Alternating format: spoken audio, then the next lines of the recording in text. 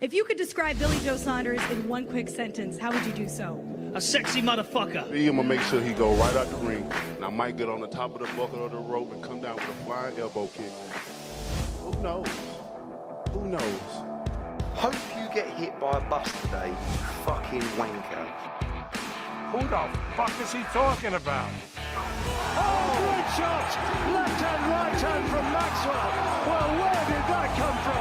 I can hardly believe what I've seen. An astonishing turnaround. He gets to his feet and he stops it. He stops it. And the first time was so nice, I had to do it twice. Favor of Tyson Fury. And judge at ringside, Phil Edwards scores about 113 to 113. Even a draw. The decision is a split decision draw. Ooh, how convenient. They can say anything the fuck they want, and I don't care. I'm the can man. I'm more Mexican and the resist. He's a coward. He's all gut and no heart. Pussy. Daniel Dibor, I am going to knock you out. You ain't ready for me, and you never have been, you never will be. All your knockout power and 10 men in that ring on the night can't beat Tyson Fury. I'm going to make you fuck yourself. Oh, go on, man. Yes, yes, yes. What is up? What is up, MCR family? Another daily edition of the show on YouTube live, and obviously a little more of a daily, more than a daily edition of the show. It's a special edition. It's a live fight chat. We haven't done one of these in a while. Plus, we're going to obviously do a post-fight show when the main event is wrapped up. We're going to have Rob and Gary jump on the show with us and discuss all things that happened on this Wilder Tyson Fury card, both the main event and the undercard. It should be a wild main event. Cannot wait. The hype is palpable at this point in time. Obviously, smash the like button, share the show, all that fun stuff. I'm Matt, the Hipster Hunter.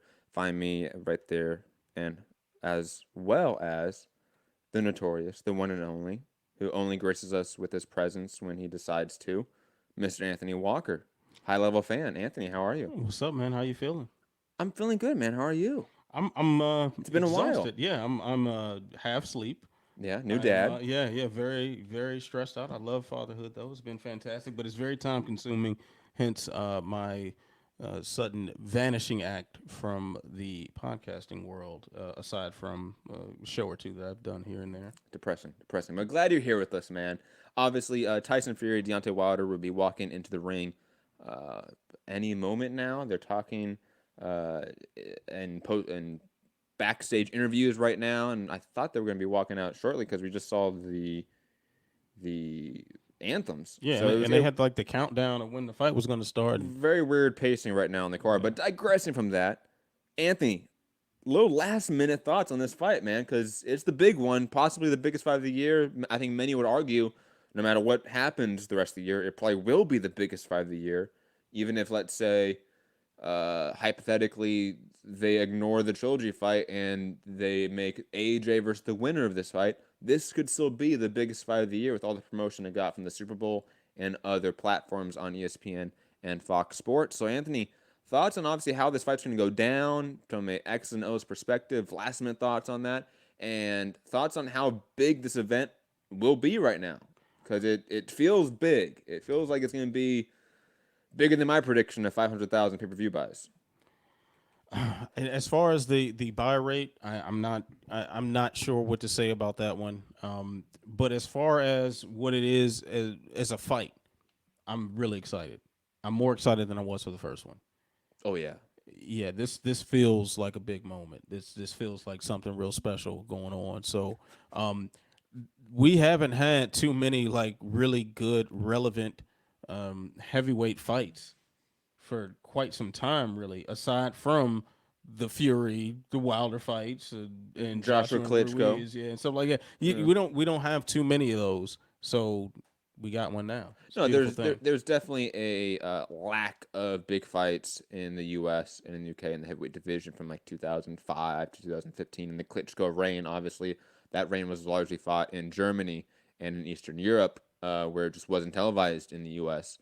and we have the explosion of the heavyweight division in the last 5 years, and the last 6 or maybe 7 years. We want to be more generous to these guys in their full careers, and when they were fighting, off TV and such. But Tyson Fury, AJ, Wilder, Andy Ruiz to a degree, even other guys like Don White, Joe Miller, like the division has now repopulated itself with some notable names, some interesting personalities, let's say, and some really fun fighters. And in the past couple of years, we've been really blessed with, sort of the top 5 guys fighting each other more often, and that's been a good thing. What's your prediction? Wilder by decision KO, Fury by decision KO. What are you thinking here? I'm going draw. We're gonna get another draw. No, I think it's gonna be Wilder by KO.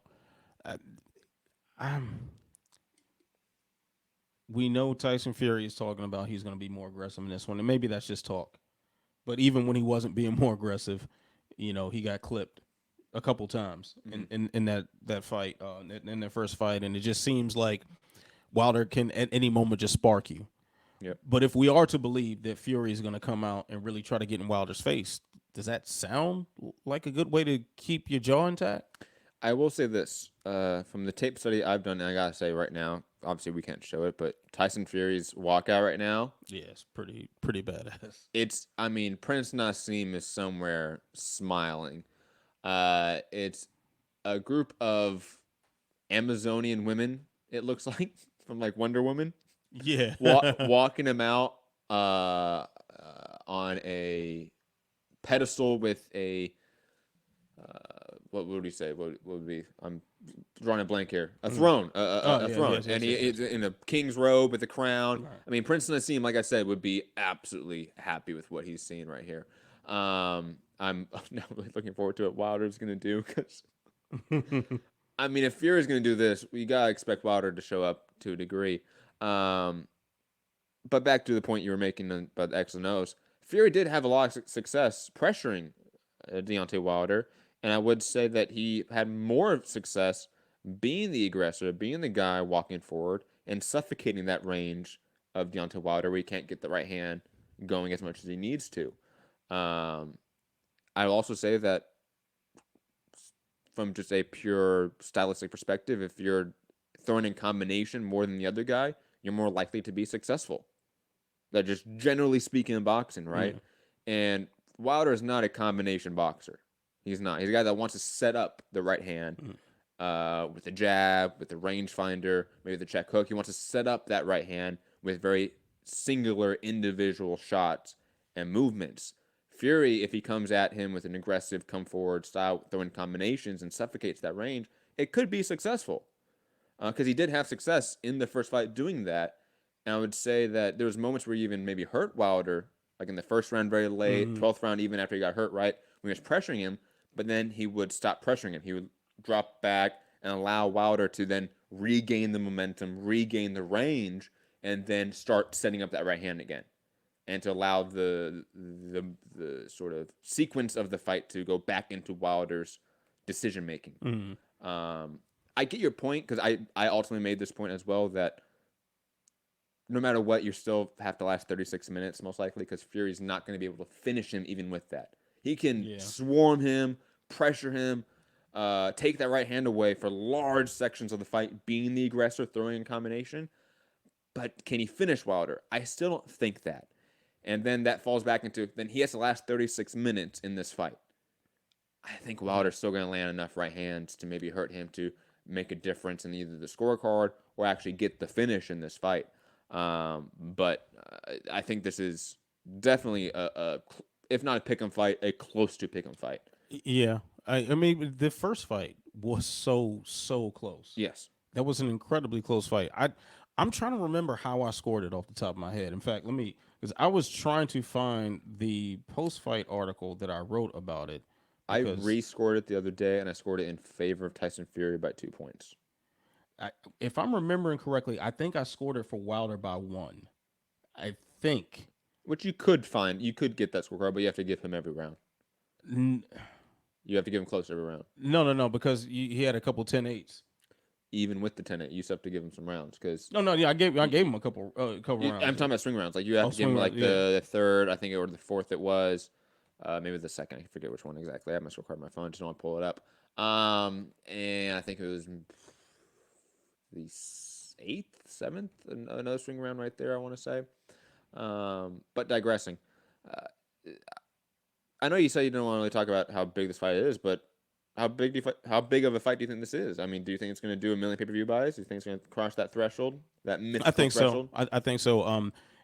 You know, I was initially a little hesitant to throw that big of a number out, but one really big thing going on from a marketing standpoint, they're showing the walkouts on SportsCenter. Yeah. The idea of getting that last minute buyer is a big thing, that impulse buy. Then on top of that, if I'm not mistaken, you ordered this on like DirecTV, right? Yeah. Right. And this, you know, and we know it's offered on ESPN Plus. Like it's offered in multiple ways that you're going to capture. Like I'm so used to talking about pay-per-views in terms of the UFC, where it's like you have no idea because it's behind this barrier. Well, we're dealing with conventional pay-per-view here. We will know number. Yeah, we'll know real numbers. So I mean, we'll have a good estimate of we're here from big numbers. You know, pretty good journalists that have sources from a number in probably about 2 weeks or a week from now. I'm excited for this one. I don't know if it hits 1 million. I'm still skeptical of that. I think it's so hard to hit 1 million buys. It's so difficult, man. Even Canelo and Mayweather and Pacquiao, they didn't hit 1 million every time. It's so difficult to do that. If it does, it's a huge indicator of the marketing and promotion of this fight being a big difference. You know, talking about the difference of Showtime and how they can promote, the ability of them to promote, I think, comparative to Fox and ESPN is just a different stratosphere. You know, completely. Who is this? Is that Jaquise? I think so. Isn't he from the South too? I don't know. I don't know where he's from, but he does make some trash music sometimes. Hey, he's the king of R&B. Don't even say that. Damn, I wish we had the volume on now. Hey, sorry, people. We're going to mute ourselves for a second just so we can hear what is happening in the ring entrance. So mute us.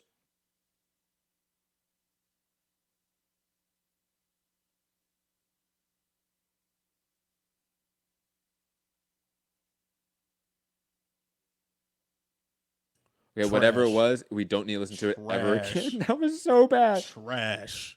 That was so bad. Yo, oh, no. Look, first off, I think most live walkouts with musicians sucks. But for some reason, hip-hop always doesn't translate well on walkouts like this. J-Rock J-Rock did. Yeah, J-Rock did. I thought the game did on that same event. But you know why?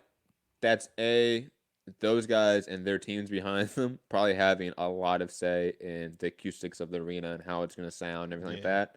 He's talking about J-Rock. That's TD, man. I guarantee you TD. Oh, that was D-Smoke? That was D-Smoke? Yeah, that was D-Smoke. That's like one of the first times. D-Smoke is really good, but that was better bad. than that. Yeah, like the thing is, he doesn't sound like the sort of artist you want on your walkout. No. Like that's some vibe music right there. Yeah, man. I like the poll. D-Smoke, you know, new West Coast rapper. D-Smoke is fire, man. Talk some shit, but like that song was bad. That wouldn't be the song I would pick from D-Smoke to play. And two, like you said, not really the person you want to pick. Yeah, it's not the walkout guy. But all right, to each his own. To each his own. What do I know, man? I'm just a high level fan. That's true. Just a high level fan now. That's what we all are. Yeah, true. Yeah. If you're not like picked up by a big outlet, all high level fans. Yeah. What do you think about his shredder like outfit? I mean, he does the shredder like outfits a lot. I like this one more than some of the others I've seen because this is more functional shredder. This is more like if he started fighting Ninja Turtles. Yeah, like he could fight in that outfit. Okay. He could go in there and catch some wreck with that outfit, and it wouldn't hinder his movement. I'm so glad we're gonna have new listeners catching the show talking about Shredder's outfit. So great, guys in the chat: Rabisky, Art Alexander, Santiago. Yo, why right when this fight about to start, my computer has a BIOS update? Because it's a PC. Who else is in the chat? Foogatti, Quincy Jones. What up? Juan Alexander. Juan Rodriguez. Sorry. I definitely need glasses. Have I told you that? My eyesight trash. I've heard this before. Yeah, I need glasses bad. Gary in the chat. Gary, Rob, Foo. You guys can jump in. Obviously, sent you guys the link. Anyways, digressing back to the walkout.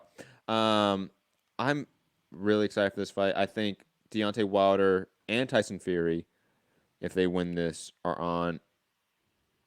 I'll put it this way: for Deontay Wilder, if he wins this fight, I think he's. Oh man, they're throwing up the Black Power fist. I think if Wilder wins this, correct me if I'm wrong, he is a superstar. Yeah, Like, I'd agree with that. I think the numbers will probably come out and justify that. If Tyson Fury wins, he's on the path to superstardom in the U.S., not necessarily there. Am I wrong in that? I'm not going to disagree with that, but because I think Tyson Fury's stardom in the UK is a different. But he's also kind of where it reminds me of Conor McGregor during his rise to an extent, because as I witnessed in the Staples Center for their first fight, his fans will travel for him. Mm-hmm. You know, to have the Staples Center half English. Oh yeah, it's noticeable. That's a different stratosphere superstar, and if you got your fans willing to travel, he has red lights around the eyes. Yeah, that's kind of fire right there. That is nice. That is definitely Shredder. I think Deontay Wilder saw the memes and was like, I'm gonna go more into the Shredder. I'm gonna give them the memes even more. That even looks like unlockable character in Mortal Kombat. That even looks like what's his name. He does look like what's his name from Mortal Kombat, but he also looks like what's his name from He-Man. Skeletor. Skeletor. Yeah. Skeletor. Oh god damn, it's hilarious. How much do you think that thing cost to make? At least about $25K. Yeah. Yo, your computer is like a fan right now, making all this noise. It's about to die. Oh really? No, it's just doing this weird little update for no reason. What is this crap? It's a PC, bro. Whatever, man. What do you think about, since we're still waiting here as their last announcements from the MC, all that stuff? Thoughts on both guys making that giant weight gain from the first fight? Roughly 15 to 20 pounds each. I think that is not good news for Fury. Because one... You don't think cancel each other out? No. Well, the thing is, if Wilder with more weight behind his punches doesn't sound like something that most people would be able to survive. He barely survived a lighter version of Wilder. And also for Fury, he is someone who needs to be moving, who needs to be mobile. Unless I guess the weight gain is some indication that he does plan on kind of staying in his face and making it a close fight, like physically close fight. I mean, you would think he wants to be more mobile. You would think he wants to be lighter on his feet. And either way, you're going to have to maintain a ridiculous pace throughout. Because if you start getting slower because you're tired, that just means you're more hittable. I agree completely. Yeah, so I'm not sure if this weight gain is going to be good for Fury. I mean, it's not the heaviest he's fought. I don't think the weight gain is as much of a factor. I think it's going to largely cancel each other out. I think the weight gain for Fury is so he can be more effective on the inside, but Wilder's weight gain, in my opinion, like cancels that out. I don't see. You're right in a sense that the added 20 pounds, right, so to speak, from the first fight for Wilder will have an effect on his punching power. It's 20 more pounds of muscle. Like, how can that not have some effect? Even if it's 1%, it will have some effect. But I don't think that necessarily is enough to just automatically be the advantage over Fury. I think it, again, just washes it out, so to speak, in the inside battle. Because Wilder, to me, if the weights, ratio-wise is the same now, is the exact same, Wilder's issues on the inside wasn't that he was getting overpowered on the inside from a bigger guy. It was that he technically speaking, he is not efficient on the inside. He's not as good on the inside as he is at range, obviously. Right. He's a guy that wants to be on the outside, getting that right, long, straight, lasered in. And when you're on the inside, he can't really do that in the same way. Fury is a little more awkward on the inside. He can sort of make it work to a degree because of the way he moves, the way he can slip shots, roll under shots. Wilder can't do that to the same degree. Yeah, Wilder is also he's just so unorthodox that it's kind of hard to plan for him. I think it is. I think it's pretty easy to plan for Wilder. It just I don't know if you said it or somebody else told me earlier. Like all it's gonna take is like that one fraction of a second to make turn the wrong way. Yeah. That's the thing with Wilder is that power is such an equalizer. The thing is, it puts you. It's gonna mess up what you're trying to do anyway because you're gonna be so worried about avoiding the power. Tyson Fury is technically skilled enough to do the right X's and O's, A, B's, and C's to deal with that right hand. The thing is, it's still 36 minutes of action. Yeah. He outboxed him in the first fight. And no matter how you scored it, he outboxed him. You're absolutely right. And to do that for 36 minutes of action, to not get hit with the right hand, to not get hurt with the right hand that is Wilder's, is just impossible. It just cannot happen. Exactly. Like he outboxed him through that entire fight, even if you gave it to Wilder. But he still got clipped and dropped. The only way he doesn't eat a shot at all in the entire fight is if it's like he said in the build-up, that's a second round KO.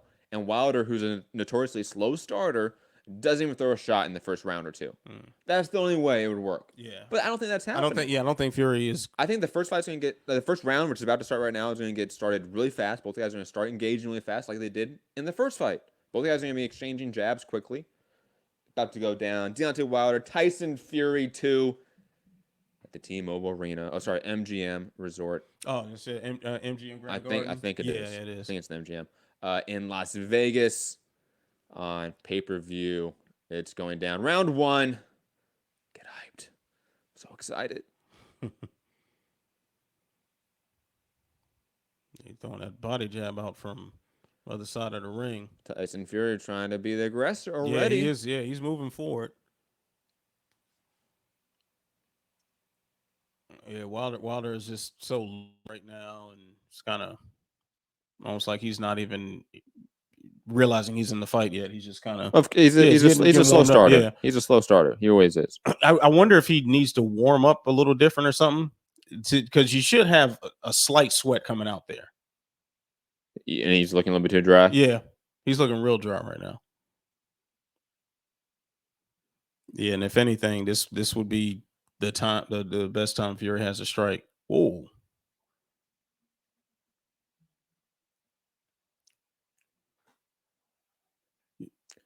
Right hand by Wilder doesn't really land.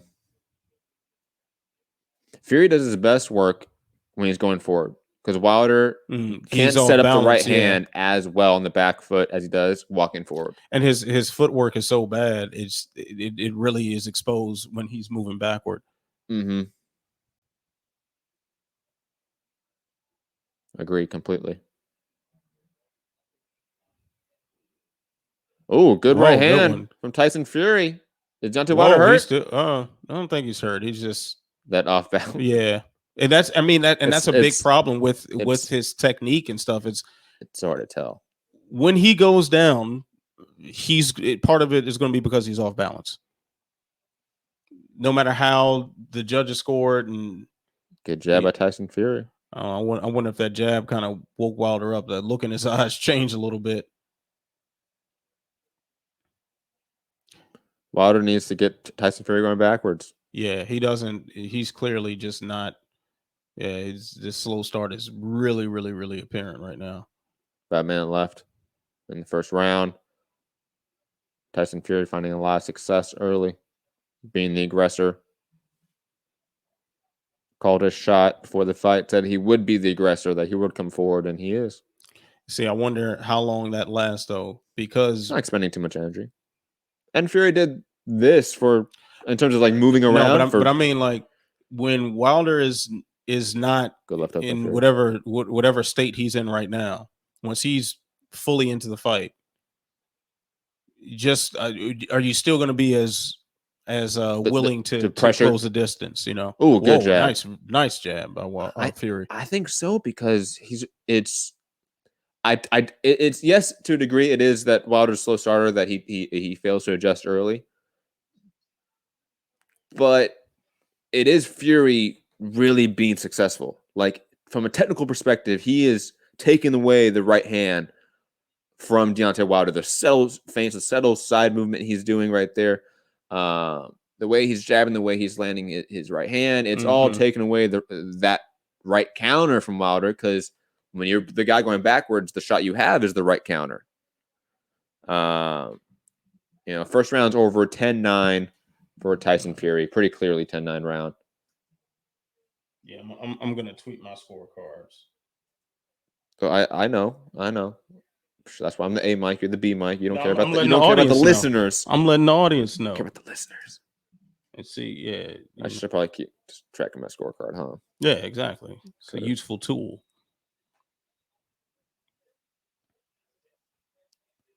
All right, round 2. About to go down.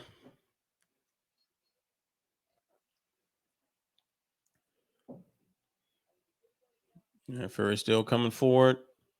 Yeah, Wilder's biting on those feints too. Those feints could get him in trouble. He's biting on every one.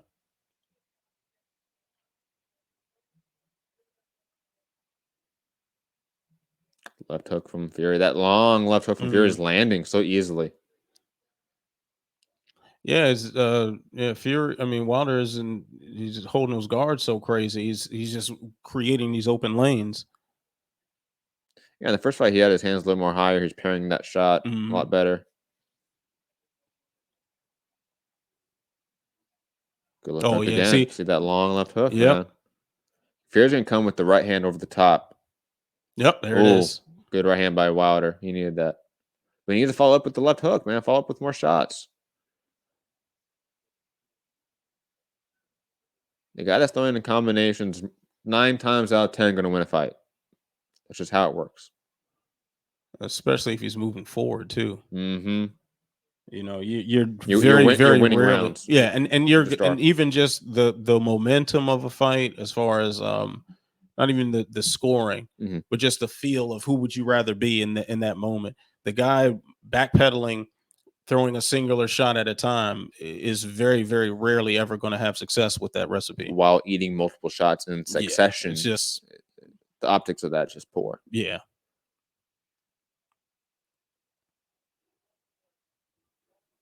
About a minute and 15 seconds left in the second round.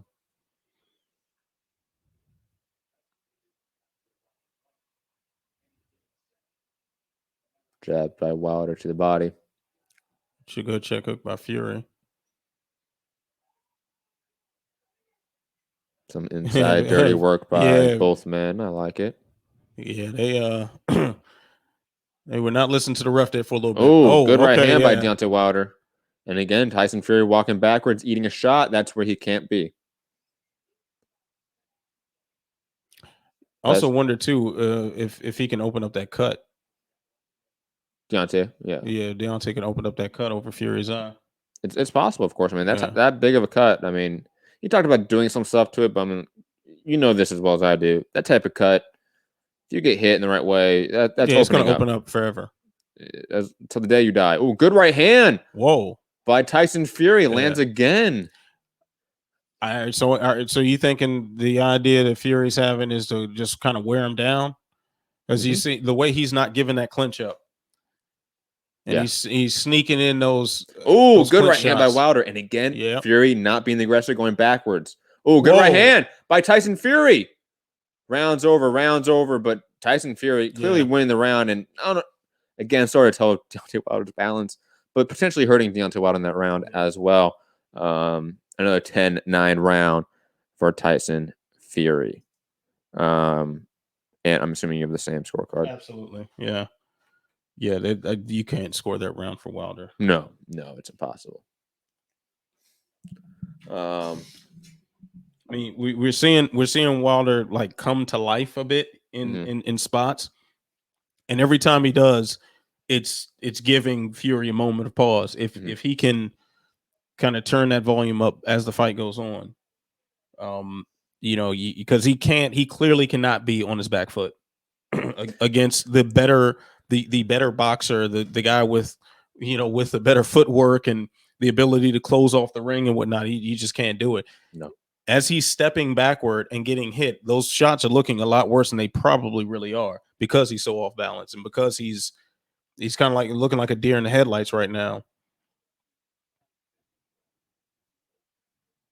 Third round has started. Both guys trading jabs. 2 minutes and 40 seconds for those that want to sync up with us.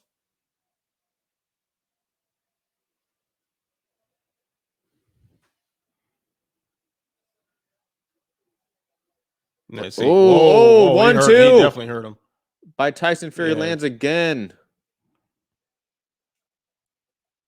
Hey, I guess Fury wasn't bullshitting, man.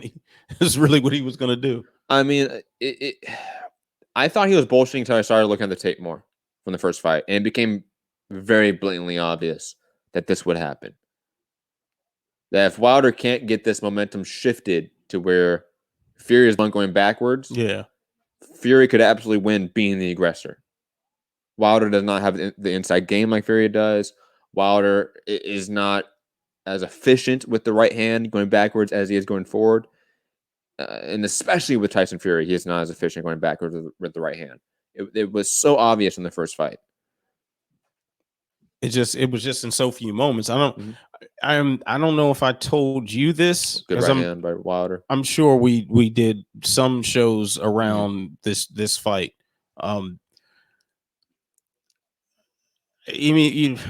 Wilder is his technical flaws are are covered up by the fact that he has all this power. But Fury did such a good job of everything, of boxing the entire fight. Had he been just a little more offensive, he would have walked away with that decision very clearly. And this is sort of exactly that. I think he saw that. I mean, it was so obvious that. Oh, good right hand. That was wow. The way he measured that right hand too was perfect. It was so obvious that I'm actually kind of shocked that Wilder is doing so poorly adjusting to it. I thought that he would have some sort of answer to it as well, because Fury was A, being vocal about his game plan, and B, that game plan he was being vocal about was a blatant claim. Whoa. Oh, knockdown. 1-2. Wow. By Tyson Fury, knocks down Deontay Wilder. Wow. But this is woo. But you know what? If this is 1-2 again. Wow. Yeah, Wilder's hurt. He's hurt big time. Yeah, he's this fight might be over, ladies and gentlemen. This might be it. This might be it. Oh, they're not counting that a knockdown, I'm guessing. He is. Oh, he's oh, his legs are done. Round's over. Wow. 10-8 round for Tyson Fury, knocking down Deontay Wilder with a brutal 1-2. Wow. You know, if this is the day that Deontay Wilder loses, this is what it should look like. This is exactly what it should look like. It should look like he is getting taught a boxing lesson right now. Yeah. Wow.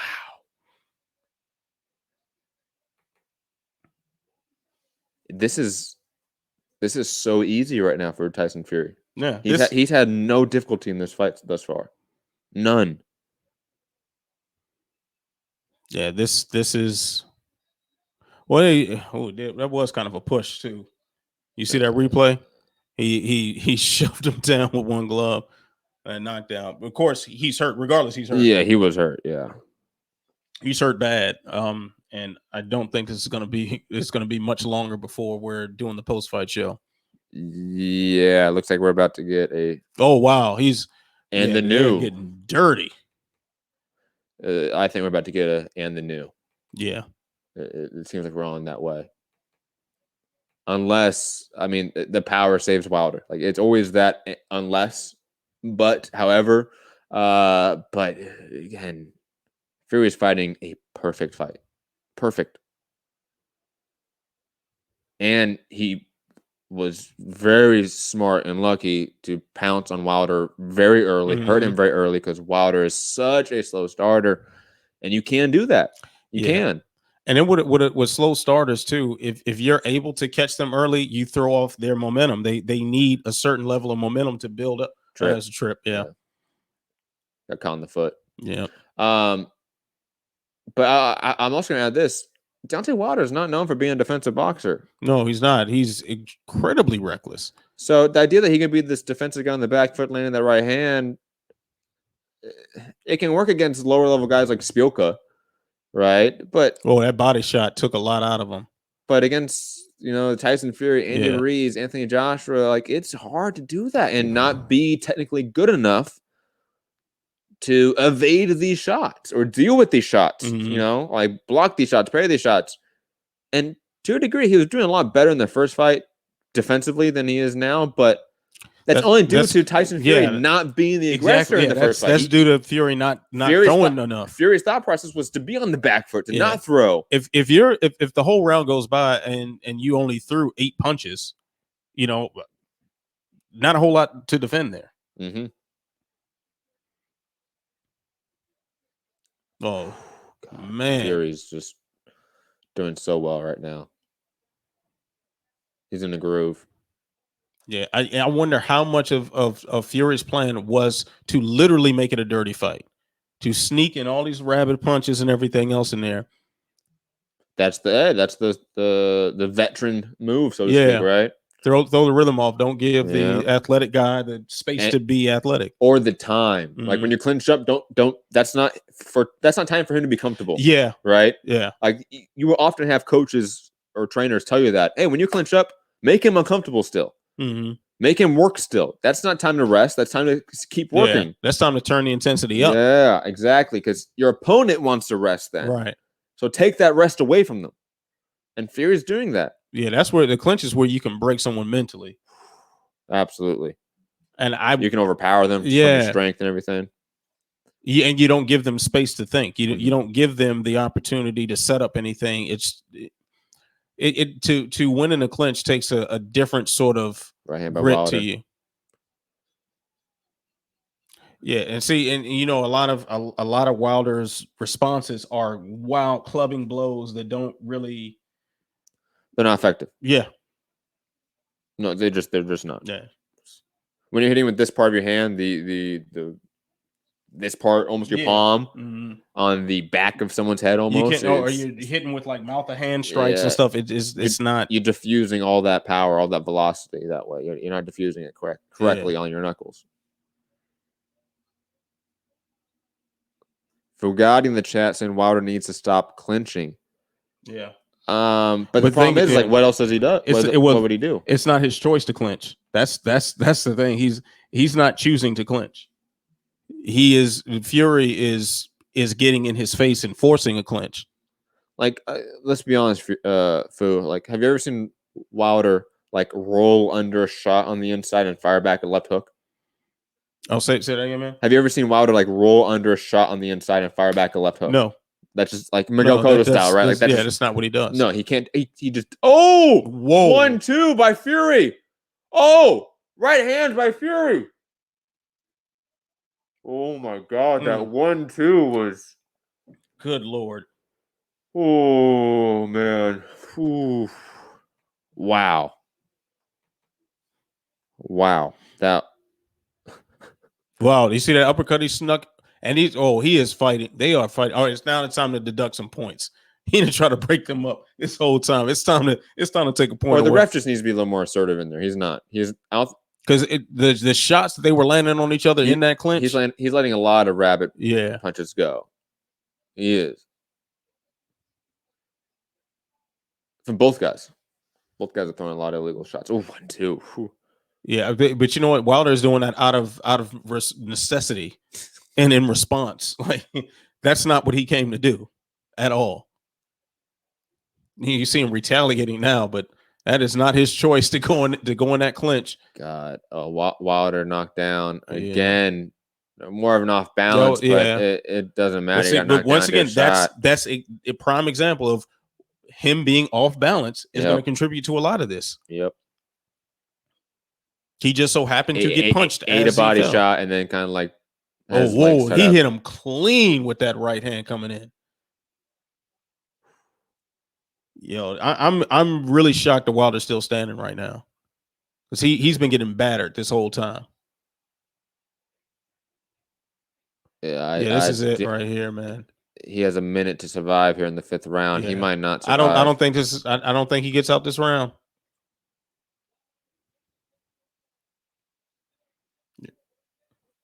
It's just, and he's just going back to that 1-2. He's standing just a little bit out of range. You know, feints. Wilder takes the bait and he go pop pop. He's doing it over and over again. Wilder throws out this lazy jab and he just gets countered easily. And it's not even a lazy jab; it's a tired jab. Yeah, you're right. Yeah, at this point he's dog tired. No, yeah, at this point he's beat up. He's cooked. He's cooked at this point. He can't.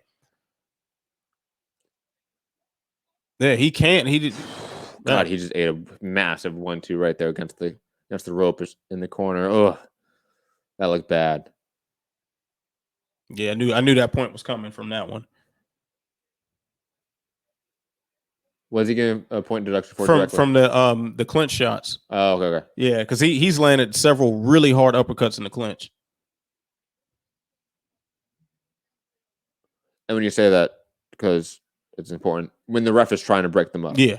Yes, that's why it's wrong. For Yeah, people, for people that listen, they might say, well, if you have an arm free, you can throw in the clinch. That's true.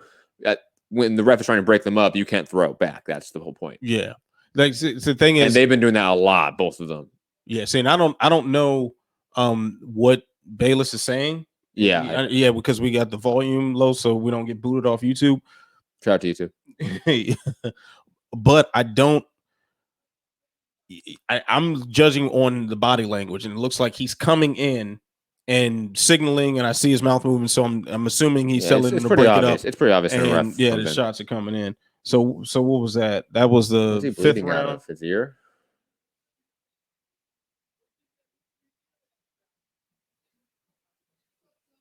Wow, crazy! I forgot to keep score. I'll be honest, because every round's been to Fury, man. Yeah, and in 1-10-8 round. But then we have a point deduction, right? Fuck. Gotta remember all this stuff. Yeah, I got my scorecard is 49-44, I think.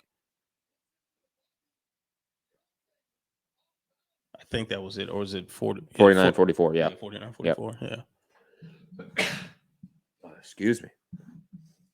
That's what you're supposed to say. God bless you, Aunt. You fucking rude motherfucker. I'm a jackass. 6th round has started. 2 minutes and 50 seconds for those who want to sync up.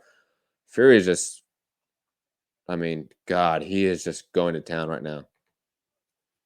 Landing shots. Ooh, good uppercut on the inside right there by Wilder, but yeah, and the back of the strikes in the back of the head. Yeah, it's not enough.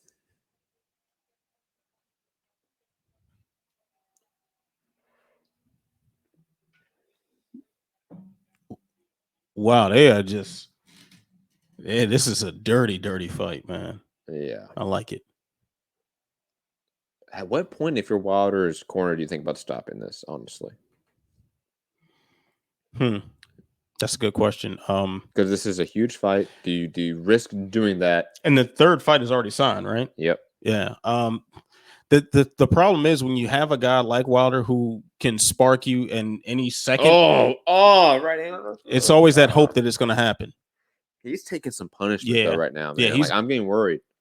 Yeah, I get more worried about a guy taking punishment in a fight like this, from a puncher like Fury than if it were someone with a lot more, a lot more dynamite in their fist. You would be more worried if it was like Andy Ruiz or AJ and something like that, right? Is what you're saying? No, I'm saying I'd be more worried like if it sustains at this pace with him taking the amount of shots he has with a puncher like Fury, as opposed to one of the more powerful ones, because that's more indicative of how hurt he is what you're saying? No, what I'm saying is it's more opportunity to get your head rattled, because if you stand in front of Joshua Ruiz and taking these shots, you're gonna drop. You're gonna go. Okay, I get your point now. Okay. Yeah. Oh God, that 1-2 again. That right hand for Fury has just been on point. Yeah, it is, and it's largely because Wilder doesn't keep his left hand up. Like, he doesn't use his left hand at all to block that right hand. Wilder throwing some good shots right there, landing some good shots, but just not enough right now, man. He's tired. He's beat up. Eating shots right now. I don't know what he can do. Other than the Hail Mary right hand. I mean, in theory, what I would be telling him right now, if I'm in his corner, is to start walking down Fury. You got to start walking him down. Got to start jabbing more, double up on the jab. You got to find that second win somehow in Wilder. If you don't, then maybe we should stop this. Mm-hmm. You know? Yeah. Because yeah. you can't keep walking backwards and eating these shots, man. It's just not looking good. Yeah, let them know, like, hey, man, you got a minute and a half on this next round to do something different, or we're throwing it. I really hope JD's and all those guys in the corner, Mark Breland, they're telling Wilder that they have to be, because he's not the guy that's supposed to be leaning against the ropes doing so. He's not that style of boxer. No. To lay against the ropes and sit there and just try to fight somebody, it takes a special guy to do that. He licked the blood off this dude's neck. I have no comment. I have no comment for Tyson Fury licking the blood off Deontay Wilder's neck in the clinch right there. No comment, guys. None. Wow. None at all. I would like tell a joke on Twitter or something, but I can't think of any right now. No, that's just weird. I'm disturbed. What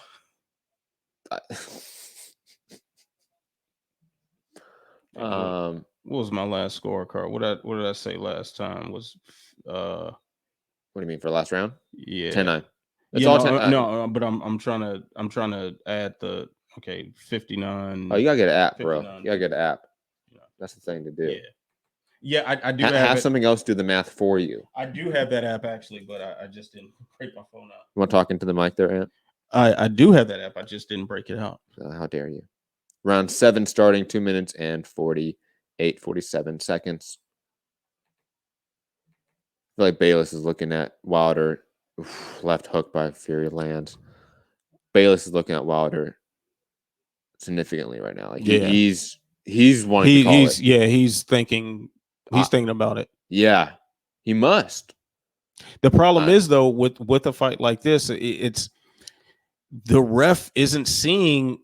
Most refs aren't necessarily going to stop it in something like this because it still doesn't look that overwhelmingly bad from his vantage point, where he is not one that's thinking about strategy or anything. He's not one who's calling the X's and O's. He's just looking at this exact moment and deciding what to do right in that moment. Mm-hmm.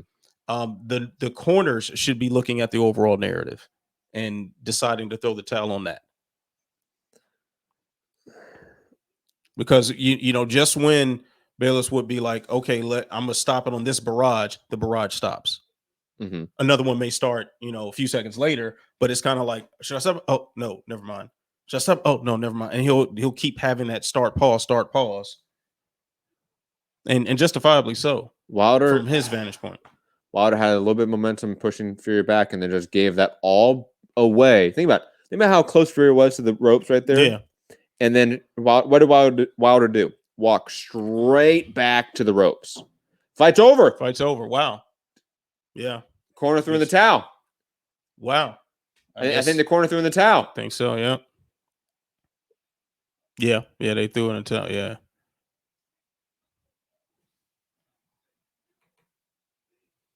Wow. Massive win for Tyson Fury here. Huge. And the new WBC champion, Tyson Fury. Wow. I'm kind of blown away by this all right now, guys. Me too. Wow. It's insane. Tyson Fury winning in, was it the 7th round? TKO. Finish, hurting and dropping Wilder numerous times in the fight. Pressured him. Beat him up. I mean, basically just fought the perfect aggressive fight against Deontay Wilder. Man, I'm genuinely stunned right now. Yeah. Wow, guys. Because we were just saying how can Fury stop Wilder? And she answered that question there. Loud and clear. Yeah, we were wondering about, corner and everyone else stopping it, and they did. Thank God. I mean, I think it's smart, man, in today's age and what we've seen in the last couple of years of fighters unfortunately passing away tragically. Let's be smart, man. There's no need for this. There's no need to take that unnecessary punishment. Wilder wasn't going to win this fight. No, he was not. At this point, we had seen enough. There was no way he could set up the right hand anymore. No. He didn't have the energy. He didn't have the. He didn't have the wherewithal. He was out. He didn't have the gas tank to do it. He didn't have the footwork to do it. He didn't have the technical knowledge to do it. He showed no semblance of genuine strategy. There was nothing that indicates that Wilder was going to do anything different had that fight continued. So his corner did the right thing. Man, they deserve that. Yeah, absolutely agree. Guys, we're going to take a very, very small break. When we come back, we're going to have Rob and Gary on with us, and it should be fun. We'll do the post-fight portion. We're going to get Skype up. So, guys, if you want to call in, Skype Mixed Combat Radio, and we're going to be right back for you shortly. Hit the like button, share the show, subscribe, all that fun stuff, guys. Patreon.com/Mixed Combat Radio. All those links down below in the description. Be back shortly. Ant, mute us. You have to do that. Sorry, guys.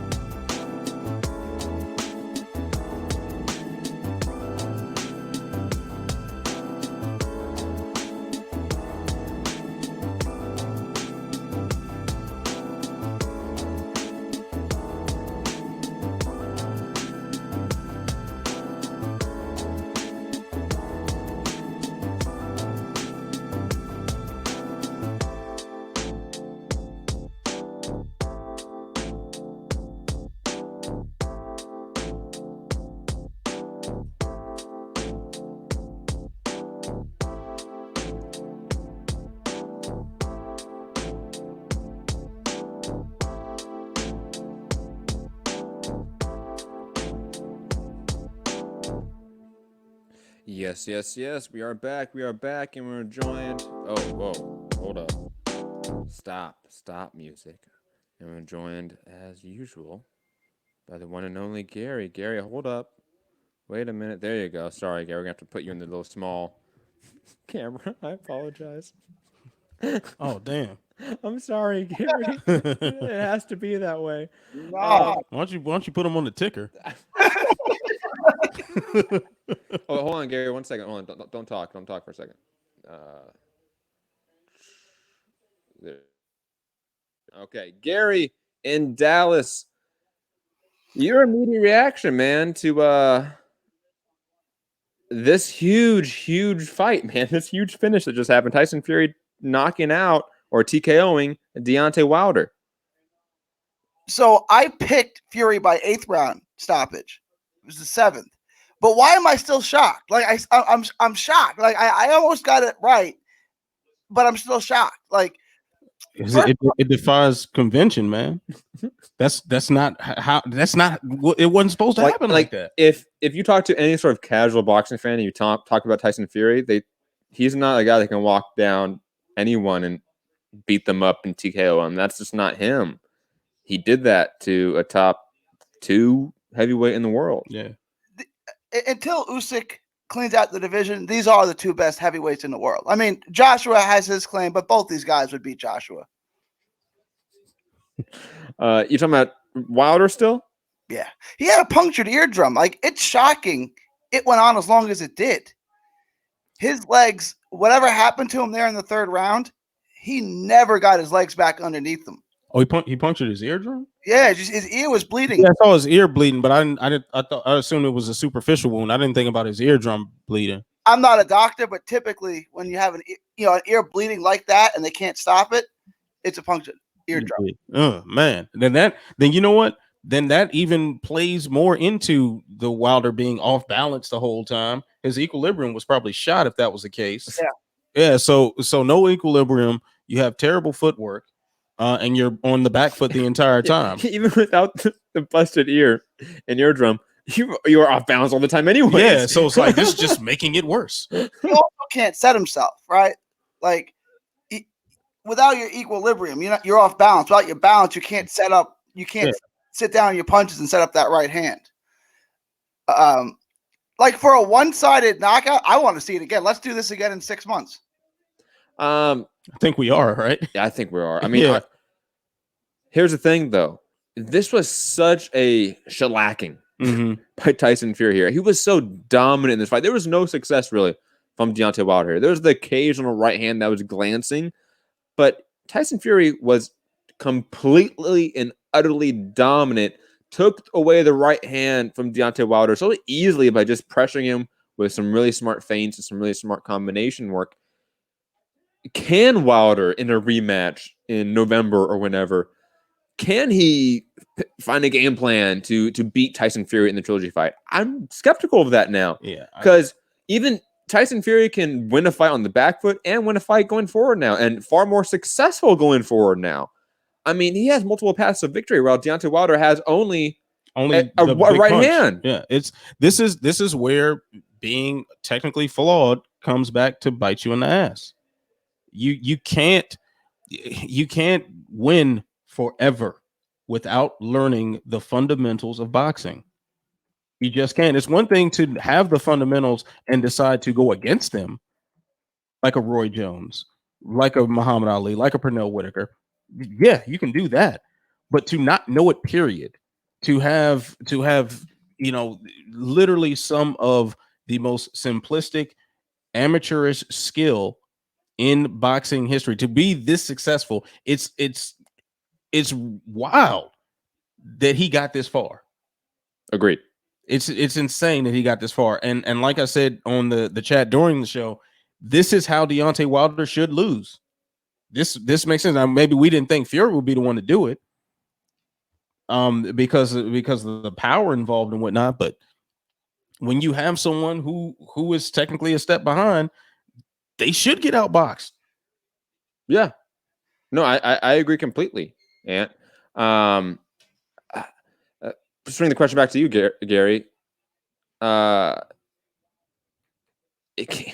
Do you see Deontay Wilder winning a trilogy fight? Do you see him finding a game plan, finding the strategy and tactics he would need to employ in a trilogy fight to win it? So the answer to that, so like there's two questions there. Can I see him winning a rematch, a trilogy match? Yeah, I can, because he's always going to have that power.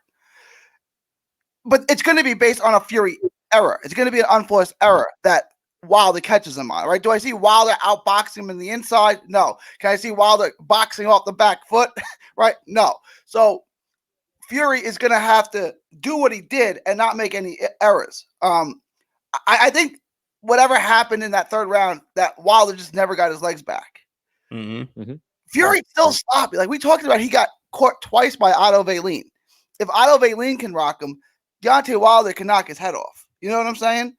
Like, I would pick Fury to win a trilogy match, but could I see a situation in which Fury gets sloppy and he gets caught with one right hand and it's over? Yeah, because we've seen Fury get caught before. Yeah, I understand. Let me rephrase the question then, okay, Derek? Because I don't disagree with what you're saying on principle. Maybe sure I rephrase it. The chances of Wilder winning this fight, because Gary, you picked Fury to win, but you were almost like thinking it's a toss-up walking into this, rematch. Your thoughts on the percentage, let's say, the percentage of the possibility of Wilder winning that trilogy. Is it a 10% chance where it's now so improbable from a logical reasoning standpoint? If you sit down and walk through the equation, is it so improbable now that Wilder wins that trilogy fight? Is what I'm trying to get to. I wouldn't say it's 10. I'd say 1 in 4. If they fought 4 times, one time he'd catch him with the right hand and win the fight. You know what I'm saying? I don't think it's like so improbable that he can land the right hand. Okay. You know what I'm saying? He knows how to land the right hand. He just needs Fury to make a mistake. I mean, well, if Fury fights like he can, I think he can come in with the exact same game plan, and the exact same thing is going to happen, because the gap in skill is too wide. Like that gap isn't going to close, in 6 months' time for a rematch or this time next year. He's going to be the same guy essentially. So it doesn't seem like something that's going to be all that different in a rematch, as provided Fury does exactly the same thing. Now, of course, that right hand is there, but he clearly has trouble landing it off the back foot. Yeah. And I'd imagine him being on the back foot again. Guys, I'm trying to email the link to Rob because his shit's fucking up. So sorry, as I'm not talking right now. That's okay. We didn't miss you. Anthony, what did you think about the point deduction? Because I know a lot of people were complaining about it. It makes sense to me. Like they were in there clinching and throwing uppercuts and kidney shots and everything for a very long time. I'm surprised it didn't happen sooner. I thought it was fine too. Yeah, I was totally okay with it. Like there were a few times also where I think Bayless, maybe he didn't realize it or maybe this contributed to the point deduction. But there were a few times where Fury snuck in some serious uppercuts. And it looked like maybe Bayless was at just the right angle where he couldn't see it. He was Fury knew exactly what he was doing with that. And kudos to him. That was such a vet move to disrupt his rhythm even further by throwing illegal shots, forcing those clinches, and just kind of staying in his face and never really giving him a moment to pause and think or breathe or anything. Agree with everything you guys are saying. Rob's about to jump on. Just send him the link. Antoine, to prepare you and myself, because we picked Wilder, Rob is already on his talking shit bullshit. Oh God, no. So he might play Sweet Caroline. So just prepare yourself here. Oh, let me pre-prep my middle fingers for this one. Mr. Robbie Hearns, second cousin twice removed of Sir Eddie. Rob in the UK, how are you, man? Thoughts on this massive fight that just happened? No, I just woke up. What's happened? What's anything? I'm surprised you don't have your glass of champagne in front of the camera. No, unbelievable stuff, eh? I mean, go into it, Rob. I mean, we've been breaking it down for a few minutes. Thoughts on how Fury got this win and how impressive it was, and thoughts on the trilogy fight. We were talking about that as well. Thoughts on, could Wilder win a trilogy fight, or is that ship sort of sailed now? I mean, look, apparently he's got 30 days to trigger that rematch. So we'll find out pretty soon, I'd imagine. I'm sure straight after he'll be like, yeah, I want it. But, we'll really see. And in winning this title, Fury's also earned himself 60% of the purse next time around if they do it. But yeah, unbelievable. I mean, all the talk was Fury 273. Oh my god, he's put on all that. Oh, I don't know. But it seems like Wilder couldn't carry that weight. The extra weight that he put on. He just I don't know, really tired really quickly. And a lot of that's down to Fury, but I don't know, something wasn't right there. I don't think the extra weight helped Wilder. But Fury, what a performance. He kind of said what he was going to do. I know he said a second round knockout, but man, I just wonder how much how much is that bad boy worth now, do you think? The signed Fury glove? It's a lot more now. Yeah, I would say so. I might see if there is a trilogy made before I get it on eBay. But yeah, unbelievable. I was watching it and I thought, yeah, he's doing good, but always that that worry, that fear at any moment that right hand is going to detonate. But just gradually, you could just see Wilder unraveling, and there wasn't anything on his shots as much. Like you could just see everything slowing down. And if a guy gets up and walks around the ring like that from a knockdown, a referee usually waves it off. He was doing that without being knocked down. He was gone, staggering everywhere. He just looked done from round 3. That's what Gary was saying. I think we're all in agreement that after that third round, he was nothing. He was a shell of himself in the ring, and he was just taking punishment. And on the live chat portion, me and Anthony were saying, sort of about round maybe 5, 6, 7 on. Obviously, as the finish happened in round 7, should the corner think about finishing this fight and throwing a towel in, because there's nothing happening here except damage being sustained, and he clearly doesn't have the right game plan. He clearly was not prepared for this version of Fury and how to deal with it. He needs just to wave the towel and come back another day. I mean, I'm shocked. I mean, Gary said this, like, he even picked Fury, but we're all still in utter amazement at how dominant, how violent, how, for lack of a better word, like almost abusive this performance was in terms of one-way traffic. Like I'm just like, this is amazing how dominant a performance this was by Tyson Fury. So no matter how many people illegally streamed it or bought the pay-per-view over in America, over here, all that and that, how many, I mean, I think if we didn't have the volume on our TVs, I think you would have heard a global when that first knockdown, like, oh shit, well, it's either a gasp or a oh shit, it was crazy. Knocked him down, because we know that footage of Harold Skronia's knocking Wilder down in his 10th fight magically disappeared from the internet. Good luck getting rid of this one. That footage is locked in. But yeah, there was just a collective oh my god, is that did that just happen kind of moment? Because the whole pillow fist moment, and Fury's a boxer, he's always on the move. There's never anything on his shots. Wilder kind of is around the back of the head. But go back, look at the first fight. The first knockdown to Fury was a cuffing shot around the back of the head, but it's just crazy. And then the second one, then the point went off, and it was but that was a knockdown round. But oh my god, it was nuts. It was. It's definitely gonna be one of those fights we talk about at the end of the year, end of the decade. It's already going to be a memorable moment in boxing history, in my opinion. Quickly, we have a ton of people watching right now. Nearly 300 people live watching the show. Hit the like button, share the show, subscribe, all that fun stuff. Patreon.com/Mixed Combat Radio. Rob, I mean, swing the question back to you and open up after you back up to the full panel.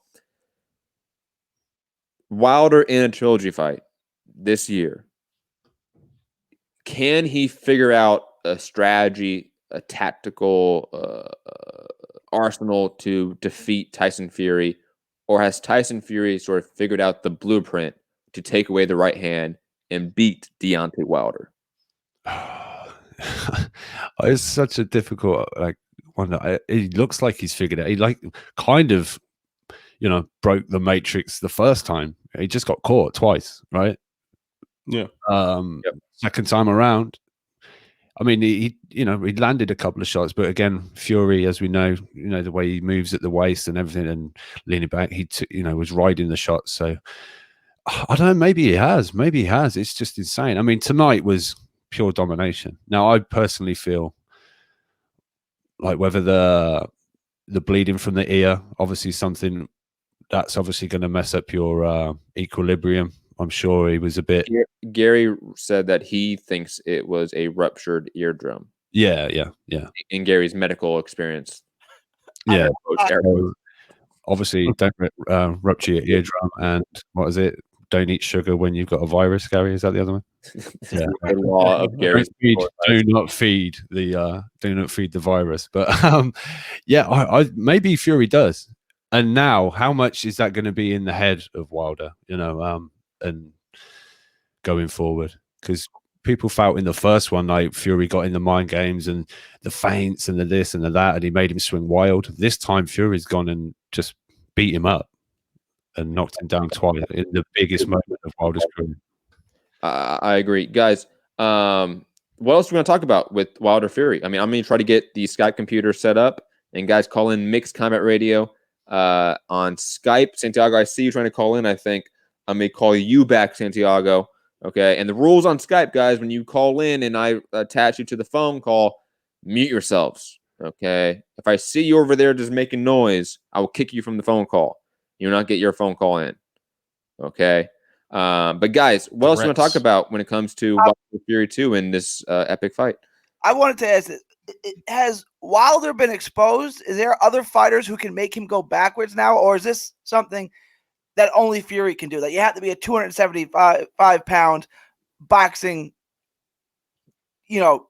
genius to pull this off. I mean, can Andy Ruiz execute this game plan? Could Joshua or Dylan White or another elite level at heavyweight do this? Or would they just walk into the right hand if they tried to make him go backwards? I think Ruiz could do it. I'm not sure about Joshua. I think Joshua. I think the height would be the issue. It'll be much easier, I think, for Wilder to catch Joshua coming in because it's essentially the same eye level. With Ruiz, on the other hand, a guy who's so compact, and if he not the Ruiz that fought Joshua in the rematch with the extra weight on him, with that party weight on him, but the Ruiz that fought Joshua the first time, that size, he was so fast and was able to close that gap so quickly. Add a little head movement, and yeah, he'll get in the inside all day, and I think wreck Wilder like this. Yeah, I agree. I don't know. It's just that thing that Wilder's got to land and land flush, and it's lights out. No one's ever. I know people this week have tried to paint a narrative that no, he's better than you think. He's technically. People don't give him any credit. No, he's not technically great, and but he's got that equalizer. And tonight, it looked like it had run out of steam and power. And I think they're coming in at a career high weight. I don't know. Has it proved to be the right thing? I know he's spent most of his career giving up 50, 60, 70 pounds to opponents, but man, I don't even know what to say anymore. It was just crazy, just absolutely crazy. But I don't know. Maybe, what is he now? 34, Gary? Is he 34? Yeah, he's 34. Yeah. I know heavyweights go on longer and all that, but I don't know. Well, we're going to see. Is he going to take this rematch? Or if he doesn't, where does he go from here? Is that it? Is it go? If you're not going to take the trilogy to get your belt back, what's next? I mean, he would take the trilogy. He'll take the trilogy. You're going to get the bag. Now the question is, like, if you lose that trilogy, what does he do next? And I think the clear thing would be go get a tune-up, obviously, and then try to angle for another big fight because you're 34, 35 years old. You're looking towards the end of your career. You want to get those big last fights to sort of walk off on the sunset. Whether you lose them or not, at this point, doesn't matter. You lost the low. You know what I mean? So if you lose to Tyson Fury in a trilogy fight, you go take a tune-up, and then you look for an AJ fight right after that. And you kind of maybe take the short money on DAZN or wherever it may be. And you still would make a lot. Or you fight Andy Ruiz on Fox to build up your profile a little bit more, to build up the hype a little bit more for an AJ fight, and fight AJ in the second half 2021. That's not good comeback. Anthony just said Ruiz Rex Wilder. I probably agree with that at this point if Andy is in shape. Yeah. But that was the only caveat. That's a big question, though. We can't just scoff at that anymore. He left his trainer. Manny Robles has trashed Andy Ruiz in every interview he's done since then, and like said really like harsh things about him too. Like it point to it's actually kind of sad that it's gotten this vitriolic between the two. I don't think it's a foregone conclusion that Andy Ruiz is going to get back in shape and get back into the mix. No, he has to prove that. You got a bunch of money, and you got a bunch of money again, and you fucked up. So how am I to think that you're not the next Chavez? You know, Chavez Jr., not Chavez. Yeah, Jr. I make sure we know understood the very reference. clearly. Yeah. You know, I gotta see the proof first. So you know, I want to see Andy Ruiz in a tune-up. Well, that's fair enough. But if we're assuming the best version of Ruiz steps in there, agree. Yeah. And quickly put the password back in, get Skype back up. Thank you, appreciate that. By the way, someone already tweeted. I bet if you check Chavez Jr.'s Instagram, he's already called out Fury. He's probably on weight too. Probably is. Man, what a night! Unbelievable. It's crazy. I mean, this is again not that it was unquestionable that Tyson Fury would win. I mean, I actually broke down, I think, in the preview show exactly kind of what could happen and what did happen. Right, guys? I'm Rob, Gary. I think I broke down exactly how Fury could be successful being the aggressor. Even with Anthony before the show, I was talking about this, or even right before the fight happened, the live chat, me and Anthony were talking about the fight, and I said this is how Fury can break down Wilder on the inside, being the aggressor with combinations. He did that. It was just so utterly dominant. You know, there was no success from Wilder. Zero success. There's nothing you can look at this statement and say I was successful doing this. The aggression. There's a guy on my Twitter right now who's telling me that he scored this second for Wilder. No, stop. You need. I scored the second for Wilder too. I thought he landed a good right hand, and then other than that, they pretty much just traded jabs. Thank you very much for being a dosser. Thank you. Yeah, that's just wrong. That's wrong. Look, I understand it was a closer round, but it wasn't a round that Wilder won, and that right hand wasn't really clean either, in my opinion. I know the right hand you're talking about. It was the right hand, I think, over the top of Fury's head as Fury ducked in. But Rob, I think you want to jump in.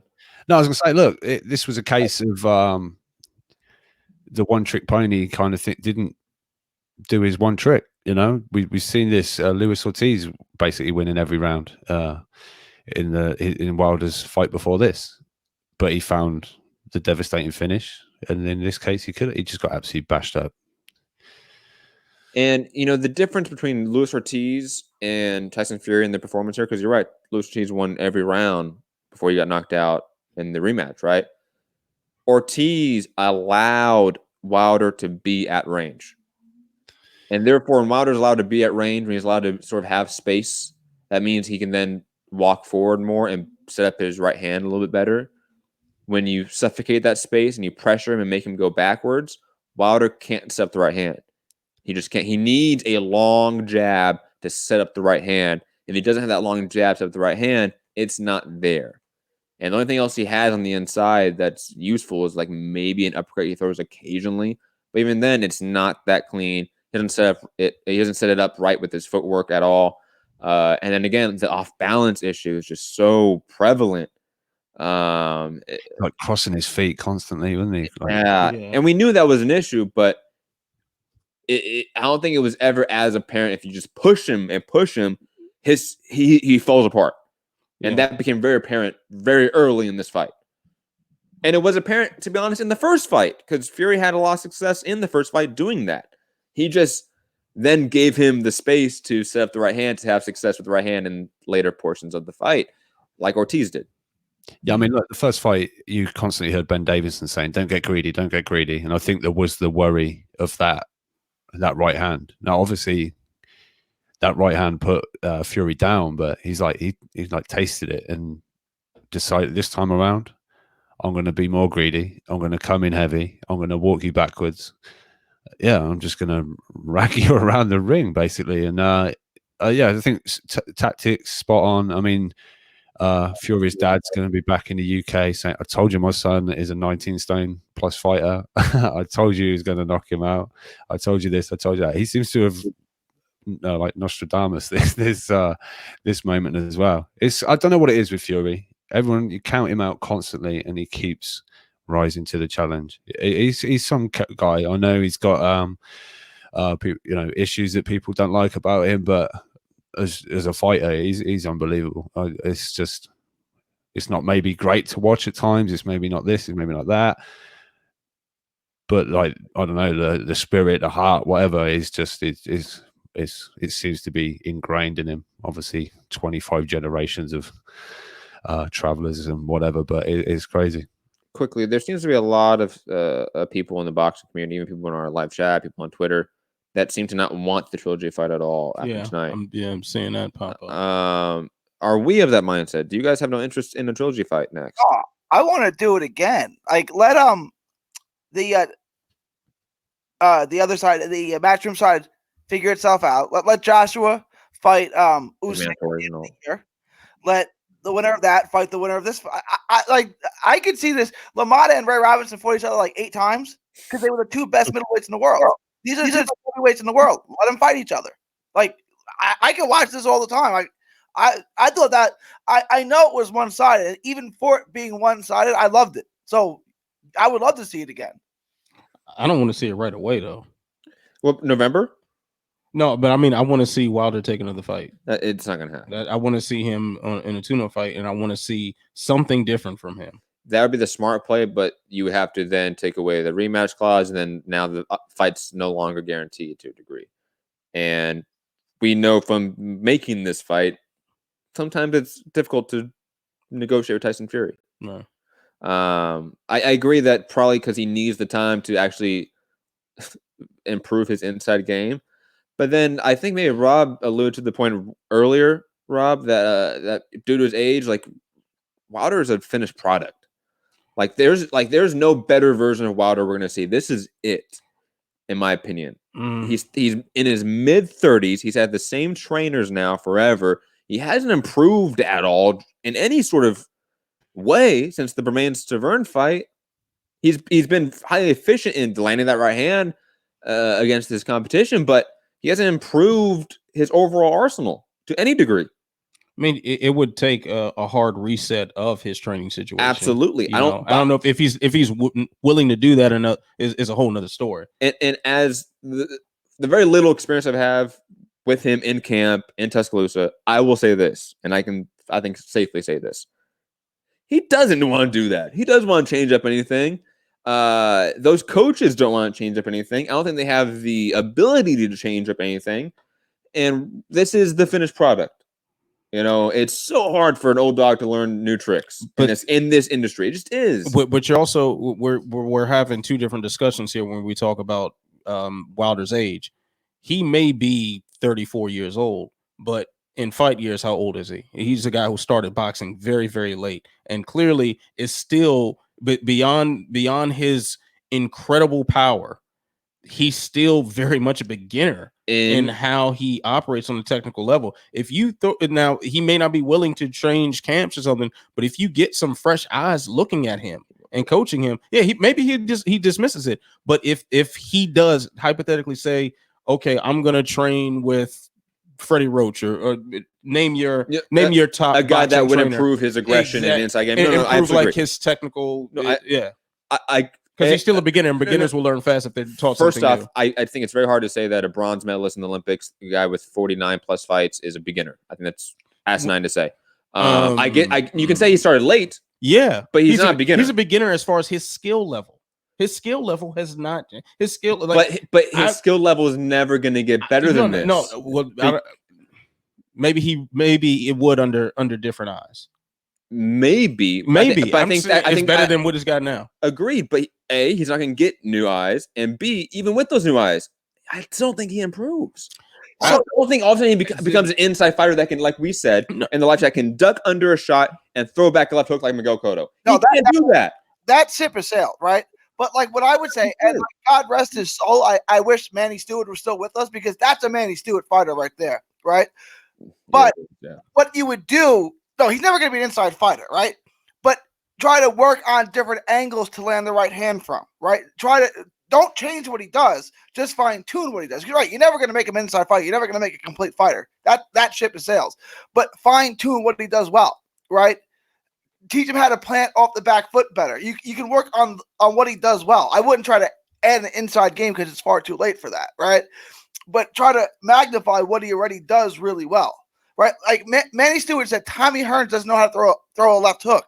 And it's like that doesn't even seem sensible, right? Because he's a great knockout artist. Knockout artists throw left hooks.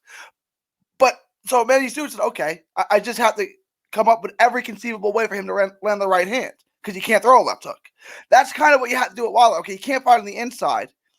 He can already tie up pretty well on the inside. So just push him off and then try to find ways to get that right hand in because he's never going to be an inside fighter. If he's going to have any more success, it's going to be with the right hand from range. That's it.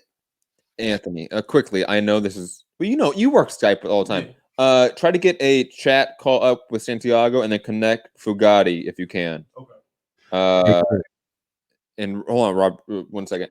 And don't worry about listening to them because they can listen to us. They're muted. I'm pretty sure they might need to be turned up. We can do that later. Fuck them. It's just Foogatti. Santiago, I love you, but it's Foogatti. And call it, right? Yeah, call Santiago and then connect it with Foogatti. Quickly here, I want to ask a question. Unless Rob, you want to really jump in here. If you do, I'll sit back with my question. No, it's just a quick one. Mike Coppinger's tweeted out. Obviously, it's his opinion, but he said there can be no disputing it now. Tyson Fury is the best heavyweight in the world. Anthony Joshua is number 2. Deontay Wilder is number 3. I just wondered how people felt about. I was gonna ask that question maybe in a bit, but staying on this slightly. I think a large aspect of him, Wilder, losing this fight was his lack of inside game. Am I wrong in that opinion? Generally speaking here. I think that's one of his problems. One of the issues. I think it's one of the key issues that he lost this fight. That's a major issue, right? Yeah. Now, can he, let's say, not improve his inside game at all? Okay. And beat any of these top guys with this blueprint out? I'd still like Andy Reid's on White. I mean, is he? Do we start thinking of him as a more of a underdog versus a favorite now with certain stylistic guys that can just pressure him because he doesn't have the inside game and can fall apart? You know what I'm saying? Like you mentioned, Andy Reid's in shape. Maybe Dylan White to a degree. Maybe Jared Miller because Jared Miller is a big guy that can pressure you, throw combinations. Certain guys that can really throw needles at him. That too. Throw PDs, the tablets of steroids. Is it possible for Wilder to be a sort of betting favorite going forward against certain top pressure guys, or is now that ship sailed unless he fixes inside game, which he desperately needs to do? Or you go the other direction, you fix the outside game. Like to what degree? To what, like you use the outside game at all, which he doesn't do. Like he just lands the same 2 punches, and however he can throw them. But if you have a Fury a Wilder who is very sharp on the outside and able to stick you with a jab and keep moving, you make it very difficult for anyone to close that gap. So you may not have to improve the inside game if the outside game is so good and denies the possibility of the inside game to have any lasting effect. That is what I see as a possibility.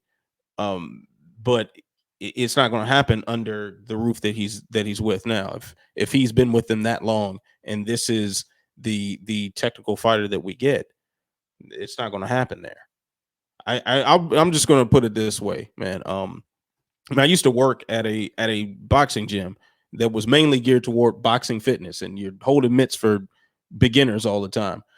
I've seen a lot of people who have never boxed a day in their life or have done very, very, very, very little, and they have similar patterns as Wilder. Like as far as the way they throw themselves off balance with every punch, the way they cross their feet every direction they go, and everything is all wrong. It's just it comes down to fundamentals.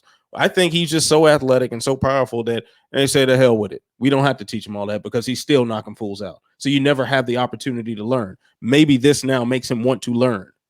And maybe he go somewhere to learn. I agree with that. Like in a baseball analogy, when you get a guy who throws 100 miles an hour, you don't teach him anything else. Just go in there and throw 100 miles an hour. Yeah. What happens when someone can turn on it? Well, now your 100-mile-per-hour fastball is no good. You got nothing else. But that 100-mile-per-hour fastball is still good enough to get most people out, right? Yeah. So I still think you made an interesting case for Andy Ruiz, and Ruiz might be able to execute that game plan if he's in shape. I would still pick him to beat Anthony Joshua. I'd still pick him to beat Dillian White because those guys aren't perfect technicians either. Those guys get sloppy too. And if you get sloppy, it really only takes 2 seconds. Mm-hmm. So Ruiz, I'd be up in the air on. I'd still pick him to beat the other guys. I think it's just crazy that like the Joshua Wilder hasn't happened. They could have had 3 fights. It could have been 2-1 to one guy, 5 fights, anything. I think Wilder's imperfections, Joshua imperfections. I think we've got to say, if Fury's got to be the most just gifted in basically all aspects of the game, just movement, the ability to ride shots. I think a shot coming in from Wilder on Joshua, he's not going to ride it like a Fury, be able to take the sting out of it. I think Joshua would be there he would get caught flush and you'd be receiving a count from the referee. Just as I think if Joshua landed flush on Wilder, I think he'd be down taking the count. I think they haven't got those, that little nuances that just come together to make almost not the perfect fighter. Not Fury's not the perfect fighter exactly, but he's just got different aspects that the rest of them haven't got, and in that regard, I think they can all beat each other because of their own lacking their own sort of abilities in certain departments. Like I say, I think Joshua would catch one off of Wilder, and Wilder would catch one off Joshua. Ruiz might beat Joshua again if he's back in shape and can get inside with those fast hands. Dillian White, he's there to be hit, but he cracks you with his left hand. These guys aren't maybe going to avoid that left hand. They're all there to beat each other, but at the minute, the guy obviously on the top of the pile is Fury, and he seems to have an all-round game, which is, high end on sort of all departments. Is there anyone out there that can beat Fury? Charles Martin picked up a victory tonight. I thought, I couldn't even get through that. I couldn't get through it. I'm sorry.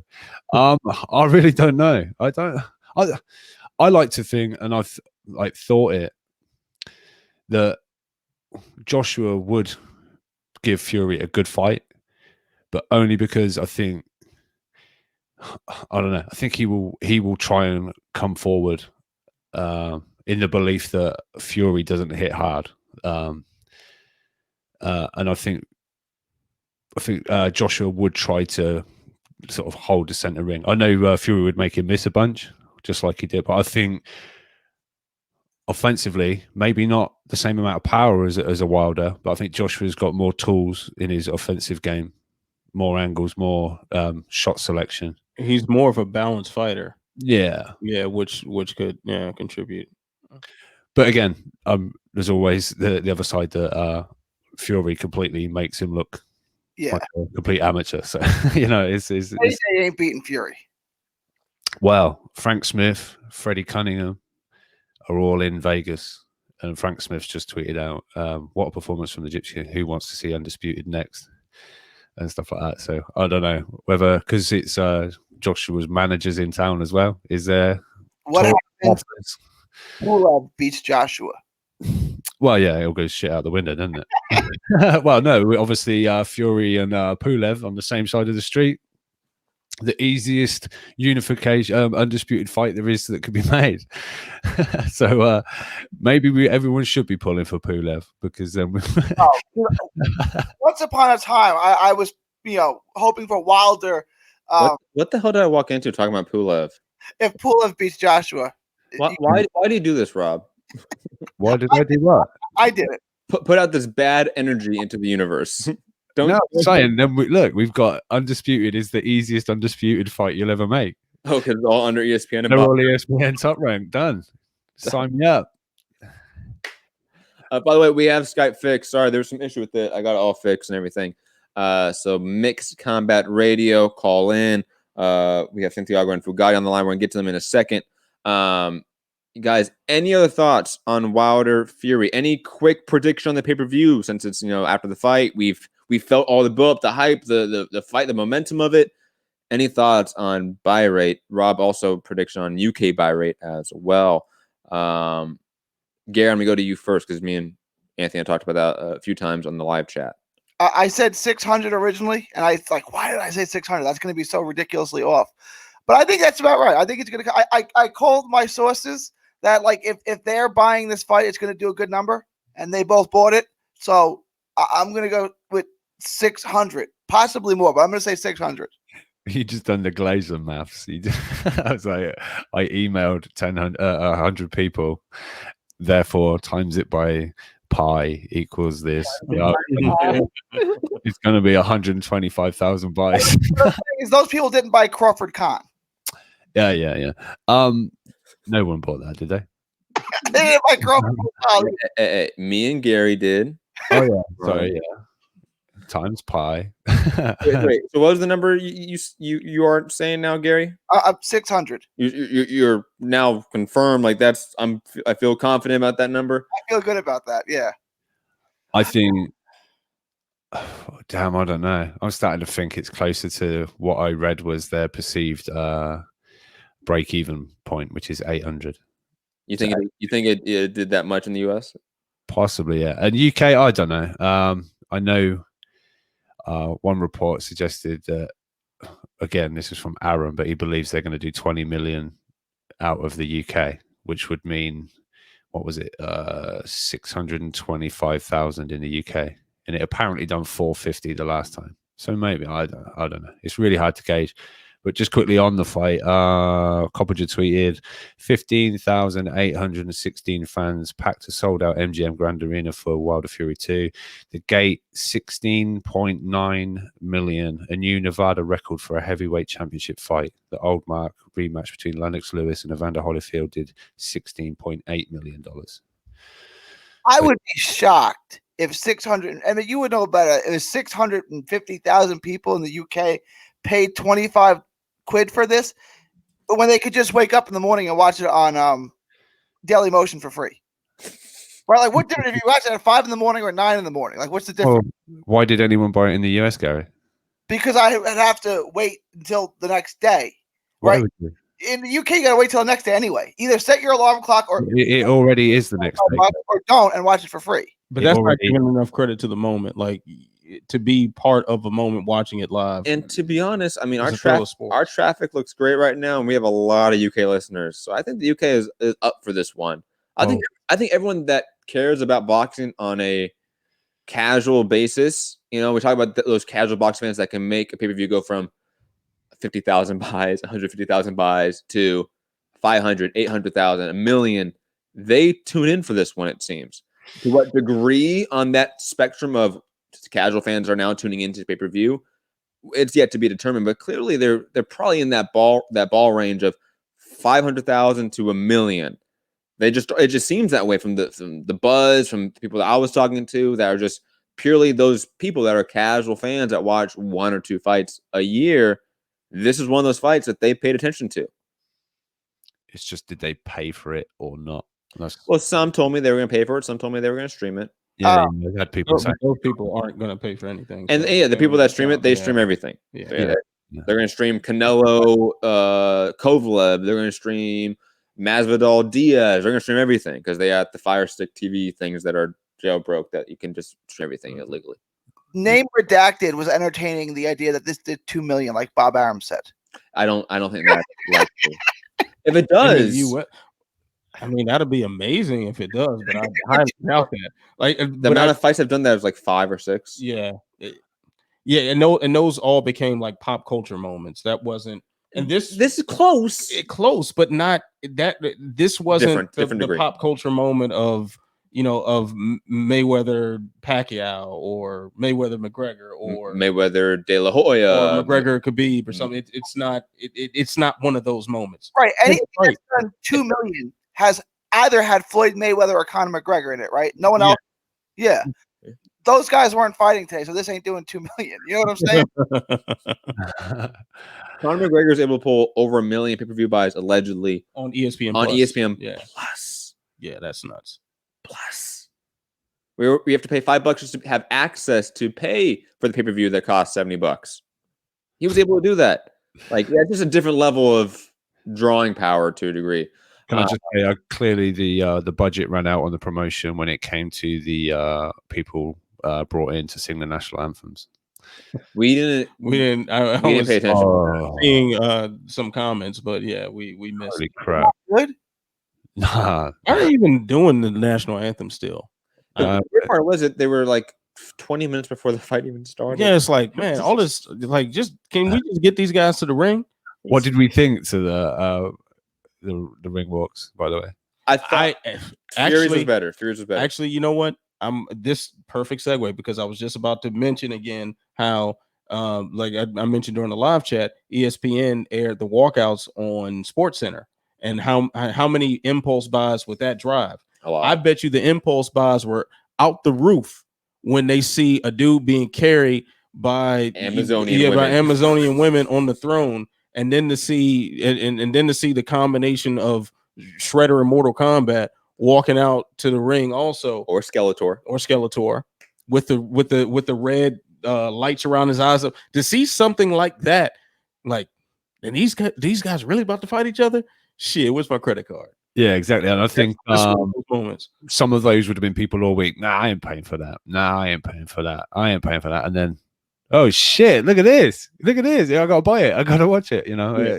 Yeah. So it's smart. I mean, obviously, Super Bowl ads, being all over other games and different sports over there, and certain little ideas like this sports center. I mean, yeah, it's been good.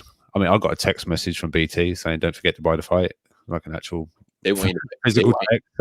That, you know, we really rocking it over here as well, getting personal messages sent to every customer. And that's good, but I don't think it reached the people that don't subscribe. That's the trouble.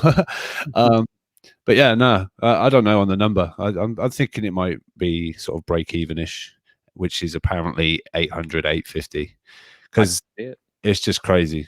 I've just been absolutely to the point almost that Fight Week was completely and utterly saturated with it, which I guess promotion is maybe the idea. But I was almost like, there's just too much content. I just can't. I've missed so much. And it was everywhere too, on every channel. Like there was a lot to keep up with. And then the YouTube stuff, like from the YouTube channels as well. There's no way you're getting through that.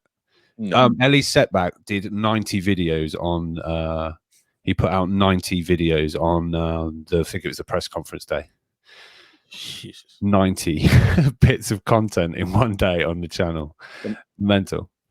Quick question here for just comparison. Does this feel better? Feel bigger, I should say. Not better. Feel bigger than Canelo Cotto, which did like 900,000 buys. That's what I was going to compare it to, right? Because that did about 900,000. Yeah. What year was that? Yes. 15. But both of those guys have a much bigger natural fan base than either fighter in this fight. Like to the casuals, yes, it felt bigger. It did.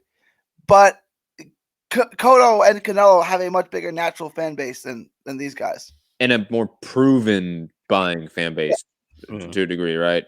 While these two guys are a little more, they're new. Like this is like Wilder's had 2 pay-per-views. That's it. Cotto and Canelo at that time. First off, Canelo already had Mayweather fight pay-per-view at 2.1 million buys. He already had that in the bank. 2 at 1.5. And Cotto did 10, 15 pay-per-views by that time. You know, like it's just a different ball game entirely when you talk about that amount of pay-per-views that you are consistently being the headline of. But you also did a pay-per-view with Paulie Malignaggi that did pretty well. Like Cotto could sell. And I don't think it did that well. It didn't do like a laughable number. I want to say they did like 2 and change, and that's why they put him back on pay-per-view. I want to be wrong, but I think that one actually did pretty bad. But I might be wrong. It might be wrong. It doesn't matter. That's a side topic. And what were you about to say? Forget. It happens. You want to go to some callers right now, guys? Briefly. Yeah, quickly. Superbook USA opens the odds for a potential Tyson Fury Anthony Joshua fight with a Fury a -260 and Joshua a +210 underdog. And unmute that third channel. Let's go to Santiago, and then after Santiago, we'll go to Foogatti. Santiago, are you there? Yeah, I'm here. Can you guys hear me? Yes, we can. And turn up just a little bit, please. Come on. Santiago, thoughts on this epic fight that we just saw, man? It was as brutal as you trying to get Skype on right now. Damn, man. It's not my fault my computer was fucking up. Shots fired. Damn, man. Damn, Santiago. Sorry. Yeah, it's been a while since I've had a chance to call in. I miss Blog Talk, and Sky was being a bitch to both of us. So with that being said, I'll be honest. Like I mentioned it before to Gary in the previous conversation, I honestly thought we had a chance to see the heavyweight version of Canelo Triple G2. And to a degree, we did see that because basically Fury changed it up, came forward, pressed the action against Wilder. Wilder basically had no answer. His footwork came back and lack of technique came back to haunt him. And the worst thing too is like if it turns out that he did have like a shattered eardrum, for a guy who already has balance issues to begin with, not having your equilibrium under you just made it worse. I saw the blood on the ear. So to me, I just looked at it as like, how long does this fight last now? You know, the scorecards for all three of us, you, me, and ended up being 59-52. And it's just kind of like, you know, kudos to Fury. You know, he basically won every single belt that exists out there in boxing right now. The new WBC heavyweight champion. I think you know, I don't know about you, Gary, but I think he enters our list. What do you think? I was going to ask you that. Yeah. Quickly. When Santiago says that, so the listeners that are listening right now understand what you guys are talking about. Gary and Santiago made a top 20 heavyweight list of all time that I don't remember them actually telling me about, or not telling me about, telling me the full list. But they said before this fight happened that the winner of this fight was probably going to end up on that list of top 20 heavyweights of all time. Gary and Santiago, continue. Sorry, just wanted to set the table. For me, he goes on the list now, right? He's got wins over Klitschko and Wilder. And don't forget USS Cunningham. Chisora. Two of them over Chisora, right? Yeah. Made him quit. It made him quit. Calm down, Rob. It's okay. We know. He goes on the list. How high? I don't think he cracks the top 15. So somewhere 16, 17, 18, somewhere in there. No, we get what that means, but you don't have to name all the numbers above 15. Well, not everyone's a math major, Rob, you know? True. Santiago, did he enter your list, Tyson Fury? Yeah, he made a strong statement. I'm with Gary. He's definitely like not top 15, but he makes a good case for being on that list. Like I gotta bump a couple guys down now. So goodbye to the guy who I had at number 20, unfortunately, Ezra Charles. But damn, I had Charles at 20. Santiago, I thought I had Marciano low on my list. You had him much lower than I do. Do you put him ahead of Marciano now? You should. Yeah, easily. I would easily put him ahead of Marciano. I was surprised at how high you had Marciano personally, but I'm not mad at it either. Quite frankly, I wasn't as mad as your list as I was at my own. So yes, easily he's above Marciano just from a technical perspective, from what he's accomplished thus far. And not only that, dude, but in the way that he adjusted himself accordingly to his opponent, you know, like everyone's talking point about Fury was the man with the path of least resistance, a bunch of guys that, you know, have been ragged on for God knows how long now up until this point. And I obviously thought Wilder was going to win. I had shades of Joshua Ruiz too from the weigh-in that made me feel that way. And instead, it was Tyson Fury basically putting on a performance where he lived up to his word, may have been 5 rounds late with his prediction, but he kept his word, stayed consistent, never let himself, lose his advantage where he could. And congratulations to him on making both me and Gary's top 20 all-time heavyweights list. Agreed. I think How much does that make the glove worth, Santi? Stop the glove. If he's in you and Gary's list, it must be worth a fortune now. Facts. Santiago, I loved your comparison of Canelo Triple G because Fury, like Canelo in the first fight, respectively, to Triple G and Wilder, they fought on the back foot, weren't active enough, and lost the fight, air quotes, on a draw and a decision, right? They came back in the rematch, being the aggressor, throwing in combination, and look what happened. They clearly won the fight, in my opinion. So it's a great comparison. I love that one, Santi. Santi, anything else you want to talk about before we go to Mr. Foogatti, I believe? No, man, just a quick note. Obviously, you guys know that Heath and I went to watch this in theaters. We had a pretty good turnout at the AMC in Burbank. There were only like 3 rows empty in the entire auditorium. And honestly, it was something because you could see that everyone was engaged, with the event, with everyone in the crowd. Everyone was talking, sharing tidbits here and there. I would have taken a picture if it wasn't so dark of like how it looked and sent it on the Discord chat. And honestly, I think they did a great job. And I definitely hope that with Gary's prediction that it does do as well as it does, because I think they did an exemplary job just getting it out there and making it known, from having them on the Masked Singer even for like 3 minutes just to promote the fight. I think they put out all the stops, and I'll be surprised if it does less than 500,000.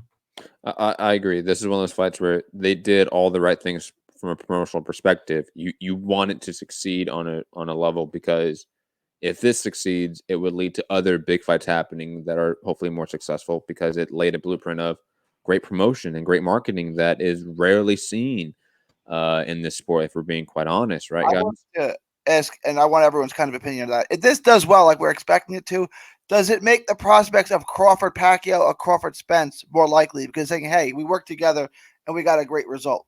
Crawford Spence, absolutely. Crawford Pacquiao, I think Pacquiao just doesn't want that work.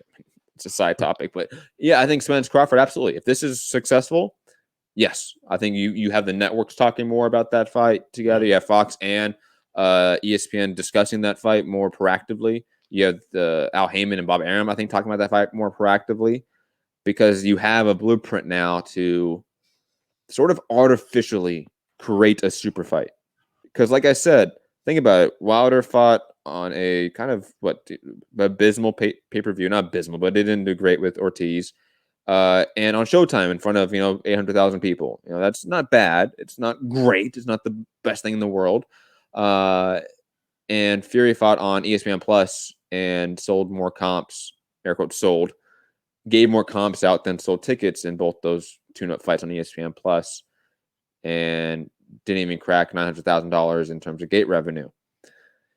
Yeah, I think that this is one of those things now that we can look at as an example. If the numbers come out like we all predict and say you can artificially make a super fight in boxing now with this way of doing it. And Spence Crawford in first quarter of 2021 with this same blueprint, how is it not a big event? It won't be the same, but it'll still do over 500,000, 600,000 buys probably. If this is successful, if this does 800,000, like you say, Rob, or more than that, then Spence Crawford with this blueprint can do 500 plus. But the problem with this blueprint is that you had a 12-round commercial for the rematch.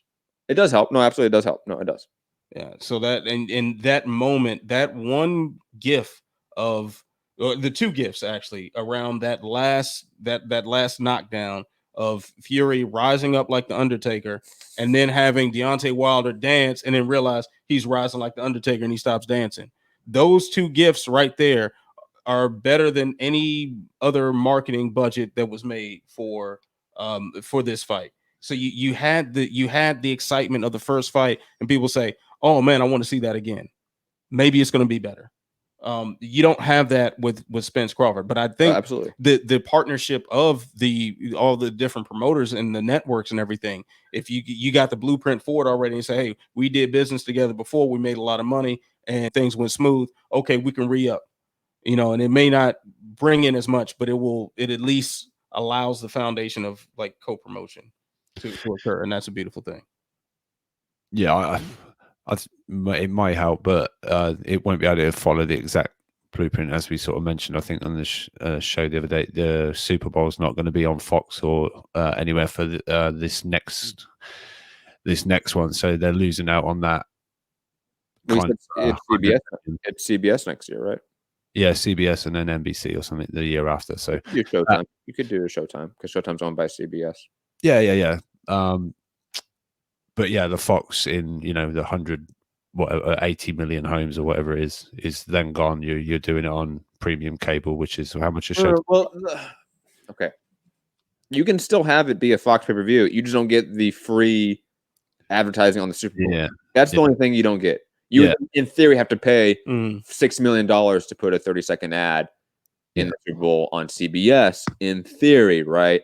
Unless CBS wants to foot the bill for their part of their contract with PBC for a PBC on Fox fight.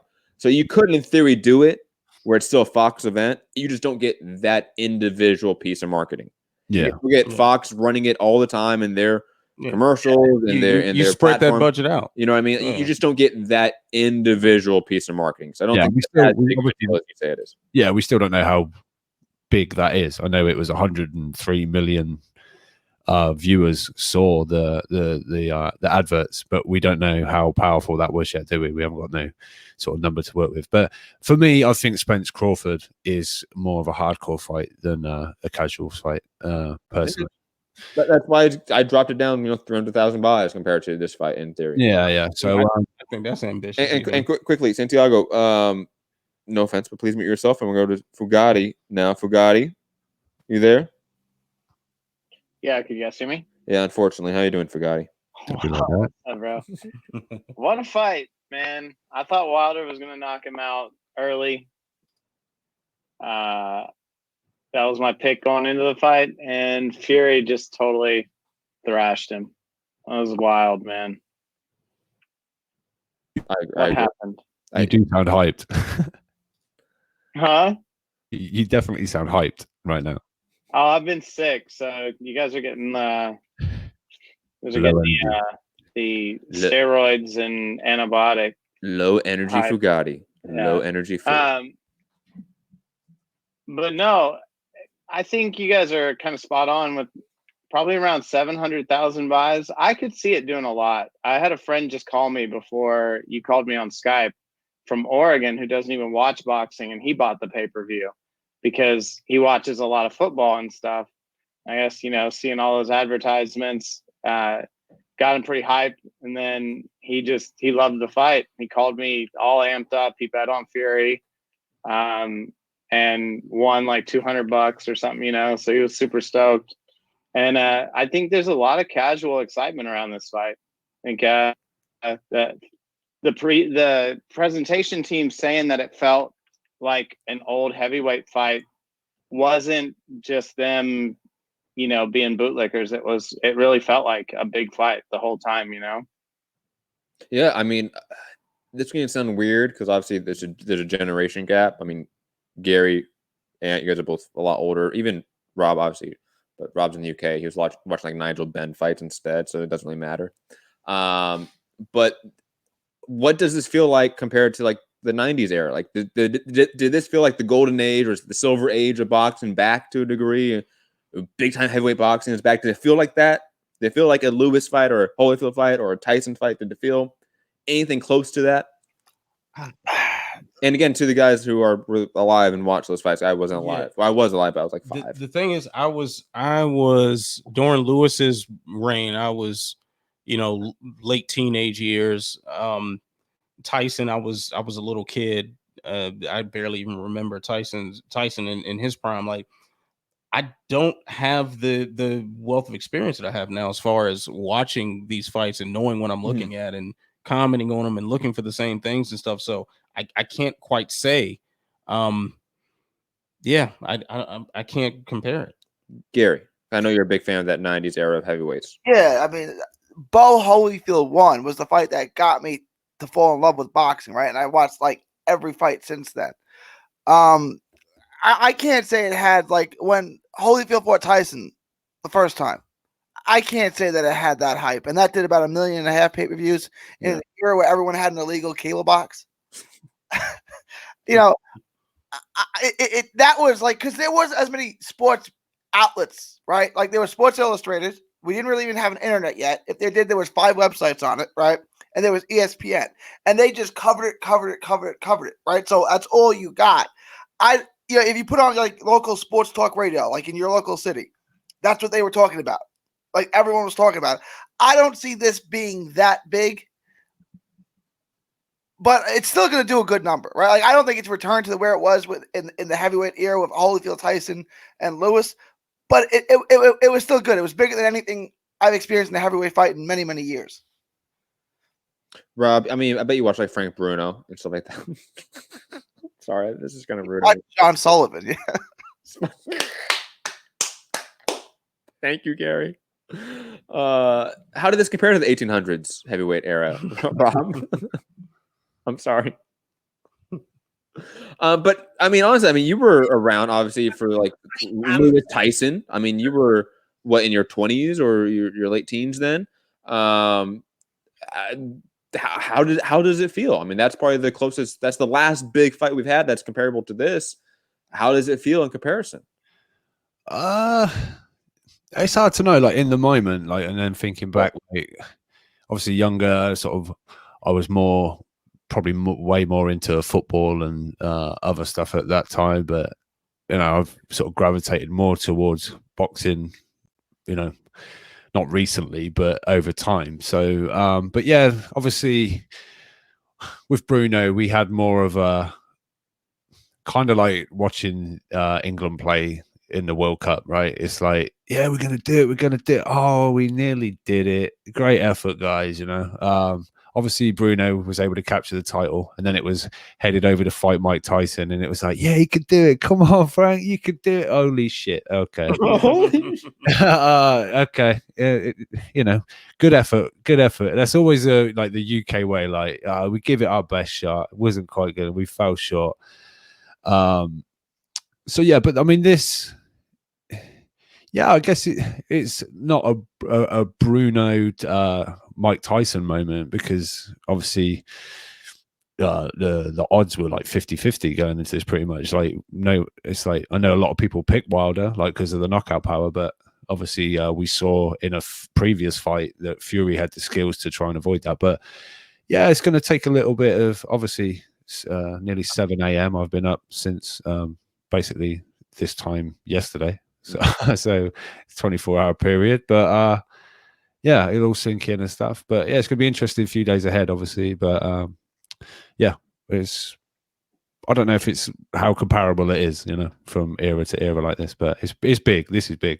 You know. Shout out to you, Rob, for staying up too. That's a trooper. I would have totally taken. Yeah, you know, when there's a chance that every single heavyweight title is owned by the UK, you got to stay up for it, right?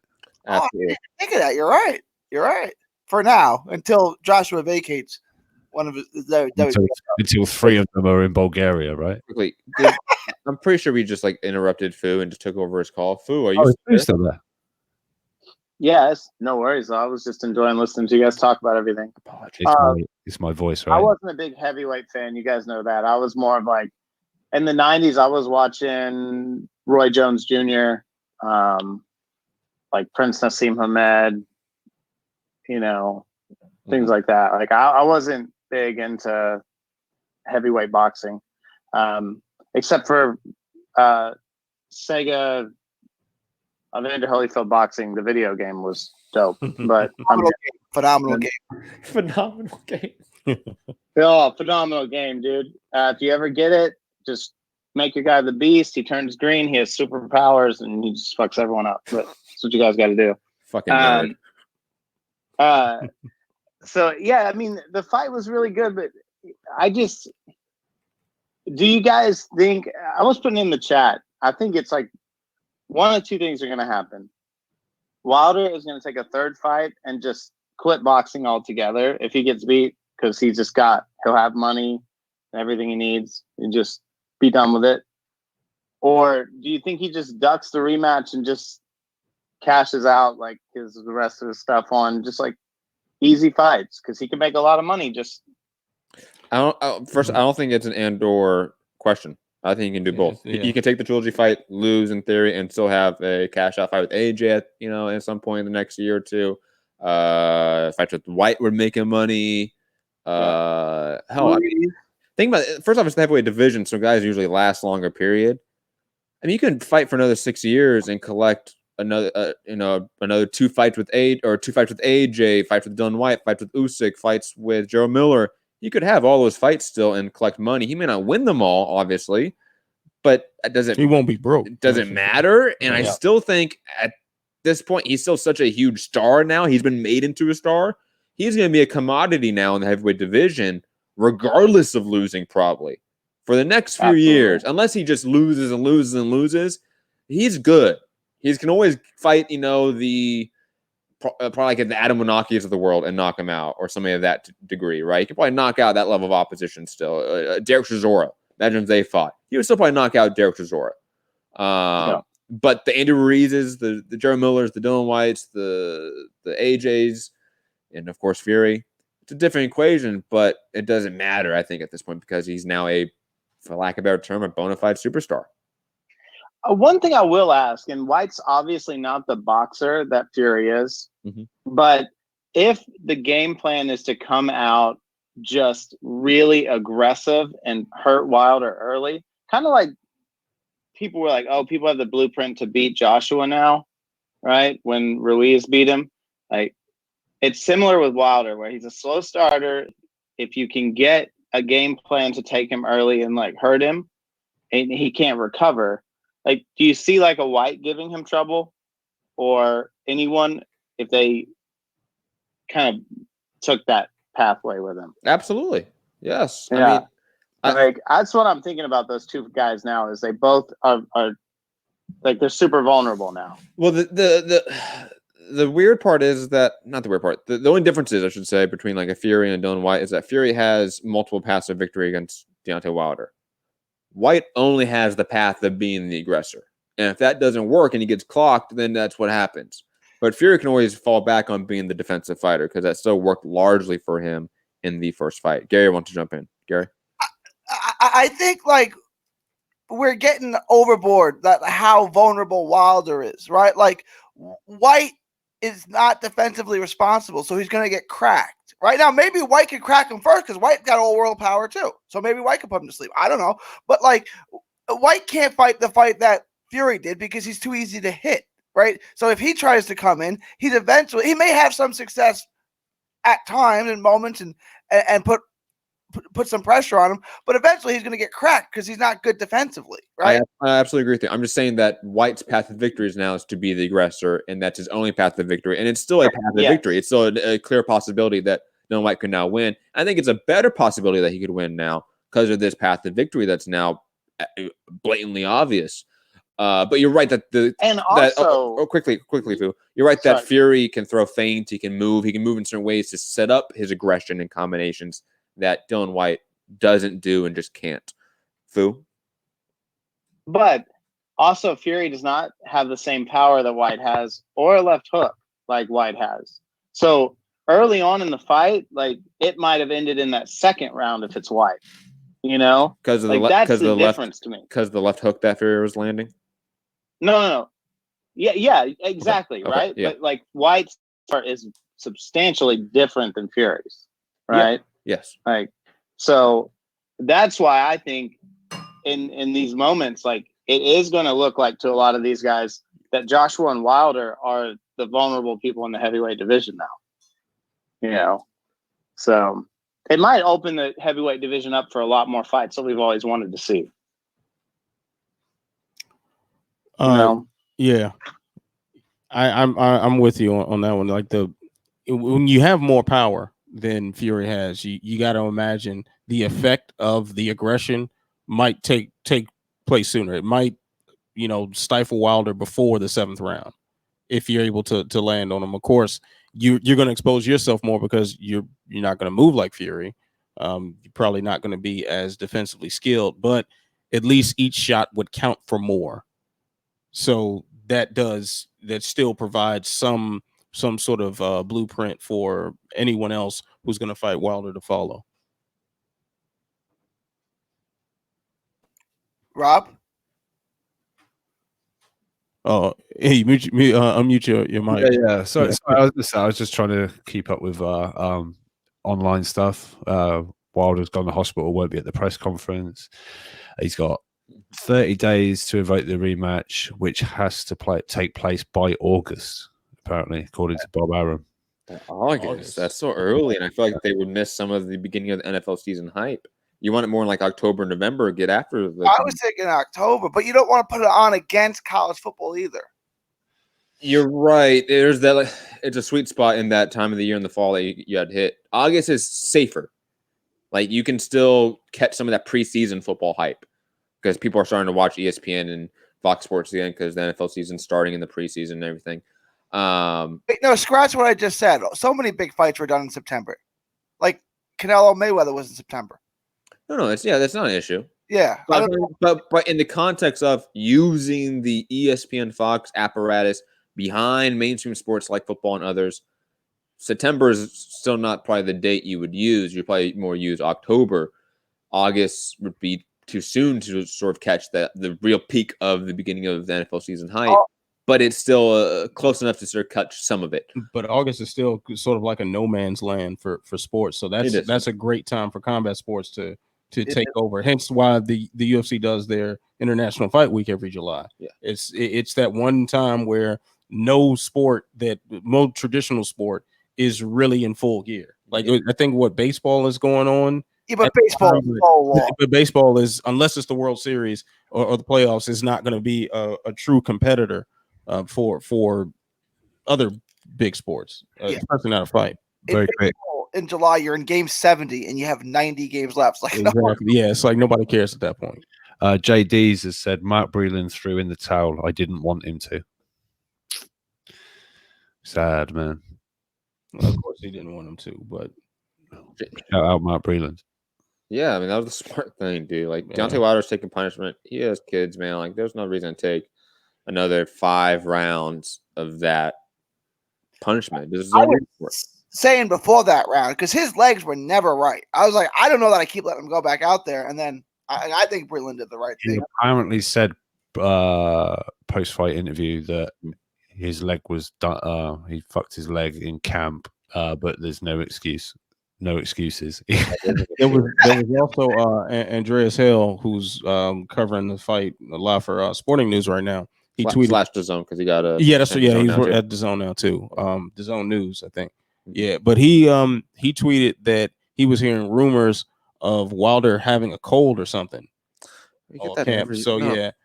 We had rumors. I don't think it matters. We had rumors of Tyson Fury with a broken ankle in this camp. Like it clearly didn't matter.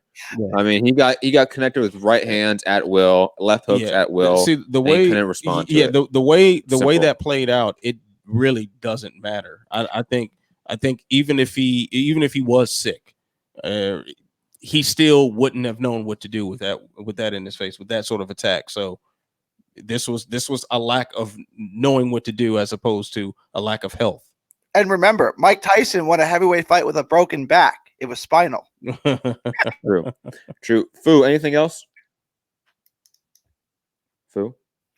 No, guys, I'm good. All right. Good show. Thank you. Let's get to the undercard briefly here. Charles Martin defeating Gerald Washington via KO. Was it ruled KO? Yeah, not TKO. Okay. I forget what round exactly. And I'll be honest, guys. Me and Ant were in studio fucking around. I didn't really pay attention to it till the last. I wasn't paying a bit of attention. I'll be completely honest. And that's going to be a running thread through most of this undercard till we get to Sabral Matias's huge upset loss because that was an amazing fight, and I really was paying attention to it. But guys, Gary, thoughts on Charles Martin and Gerald Washington? Because I bet you were watching that one intently. Rob, I bet you were paying attention to the god himself, Charles Martin, picking up a huge KO win against Gerald Washington. But Gary, thoughts, man? I actually wasn't paying attention to it until I saw the knockout. And then ESPN said like 15 minutes of the fight. So I went back and watched like 3 rounds. And I want to say this. Like, you guys always give Charles Martin, it's not that bad. He's not that bad. Right? Like, he's not. He's a safe B- fighter. You said top 30. He's better than that, right? He's top 20 for sure. Although Kanaki beat him up pretty bad. But I got to think about that. I don't know if he's top 20. He's in that realm. Like, he's better than Brazil. Sure.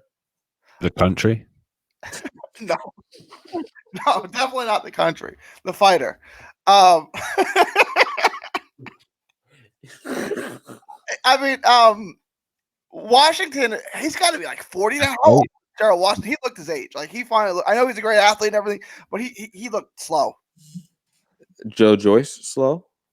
No, not that slow. Joe Joyce, he said he's going to start masturbating 7 times a day now on Twitter. Yeah, I watched it. I'm completely like just annoyed with you that you've now, I don't know, you've become like you've got no faith. This is the god of boxing, and you don't believe anymore. None of you tuned in. It's ridiculous. But nah, it was poor. Yeah, it really was. Washington was trying to be, I guess, a boxer, whereas Martin seemed to he had like Fury's body, but with none of the class.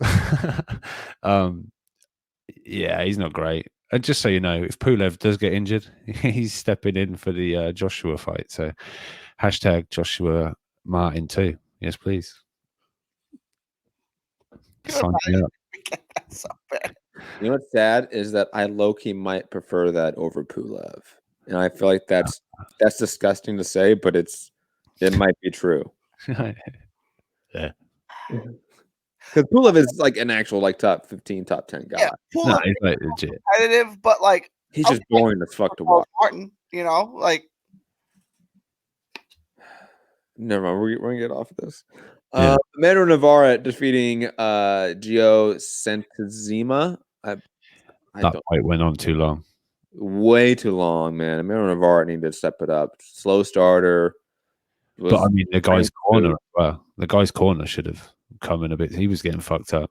You know, he was. No, this was just, I don't know. This was one of those like showcase / tune-ups that just was too long. And the ace, I think did not perform up to standard. I think he's struggling at the weight, to be honest. And he must be. You know, he's huge. I pointed that out to Santiago in the chat. I don't know. Like, look, he didn't perform up to his level. But if I had never seen Navarrete before and you just showed him to me, I'd say, oh, that guy's really good, right? But we already have a really high expectation of him. He didn't look right. He took care of business. He got a tough guy out who I don't think was that bad. The Filipino kid, what was his name? I think he does good work on the inside. He was just outclassed. But like Navarrete looked off. Like, no, you guys don't think he was any good? No, sorry. We're looking. Oh, Anthony has Twitter open right now, and the memes. Yeah, the memes are starting. Already starting, man. The internet is always undefeated. Well, come on, let's wrap this up because I'm missing shit. I got retweeting to do. No, I thought Navarrete's performance was like Matt said, like it was just not up to expectation. But I think there was something off with him. I don't know what it was, but like he just didn't look himself. Maybe it was the weight. They said he broke his hand. He didn't look himself. Agreed completely. Let's talk about Sebastian Fundora defeating Daniel Lewis, and I have some thoughts about Fundora. Okay, I think he's gimmick over substance to a large degree. I think he is the 6'7" junior middleweight, and that's it. Blair Cobbs of the division. He might be a little bit better than Blair Cobbs. Like he puts his punches better than Blair Cobbs. Like he puts his punches better together than Blair Cobbs. But I just see him being largely ineffective in this weight class because he cannot use that physical advantage that he has being a 6'7" dude at 154 pounds with like an 80-inch reach. Like if you can't use a jab and can't establish range at all, then you're not going to win in this weight class. You're a poor man's Paul Williams, and I'm using poor man's in a very derogatory manner here because I don't want anyone to think that I'm comparing the two to any like one-to-one analogous way. But in terms of just like not being really able to use their size and reach to their fullest, they're quite comparable in some ways. But Fedor's just not good on the inside, doesn't have the power, doesn't defensively cover up well. Like he's just not. I'm not impressed by him as I used to be. Guys, thoughts, Gary? Are we in the age of like a lot of prospects like busting and now like as we have prospects now legitimizing themselves like Lopez and others? Cambosis is probably about to as well. Shakur Stevenson, other guys. Do we also, sorry, just to finish my point. Do we also get prospects that now are just busting like Joey Spencer and others? When I was in Mississippi, I was talking to my good friend Keith One-Time Thurman, and we were talking about that, right? And he was saying, like, we were talking about Omar Juarez, right? And he was saying it's a good thing and it's a curse that these guys are on TV this early in their career, right? Because he's like, when I was this early in my career, I was fighting with 7 people in the stadium. You know what I'm saying? Like there was nobody there yet and nobody saw it. So you could work things out. Now these guys are already up there. They're all trying to look spectacular. They're all trying to get knockouts. And like they aren't developing because they're trying to impress and they're trying to be that next Joey Spencer. They're the ones trying to get the hype. Whereas if they were fighting, without any television on them, like he was when he was, 10 fights into his career, you can work on things, right? You're not constantly trying to look like spectacular, like the next best thing. Just go out there and do your thing and work on what you need to work on. Yeah, I think we're gonna see because everything's on television now, and you have all eyes on everyone has all eyes on you all the time. I think you're gonna see like these guys are gonna be pushed that really aren't that good, and you're gonna see a lot of Joey Spencers and Fedoras and guys like that are exposed. Josh Kelly's, Kelly. Raymond Guajardo or whatever his name was. That's my guy. He will be back. Raymond Guajardo will be back. No, he won't. It's okay. Moving on from that, though, unless anyone else has any thoughts about Fedor. Rob, I don't know if you jumped in. Anthony, I know you went. Yeah, I wasn't watching that. You didn't care. I know. Was that the tall dude? The tall dude. Yeah, I mean, all right. He looked like he was 12, but he did what he did. I guarantee you, there's 754-pound 12-year-old in 7th grade, and there's like the one kid who's like 6'3" who doesn't have any of his coordination yet because he's so much taller. That's what he looked like. He looked like he just left a JV basketball game, like a newborn baby deer that doesn't know how to use his legs. Yeah, he's still trying to figure things out. I mean, I'll say this. This is an example we talked about off air, of course. Stefan Struve in the UFC, like he's an MMA fighter who was 7 feet tall as a heavyweight and was in the UFC at 19 years old. So he was on TV. Sort of to Gary's point, he was in front of us at a very early age in his development, and he was a giant and could not use his jab or anything to establish range to save his life. And that he really struggled, even though he was really good and talented.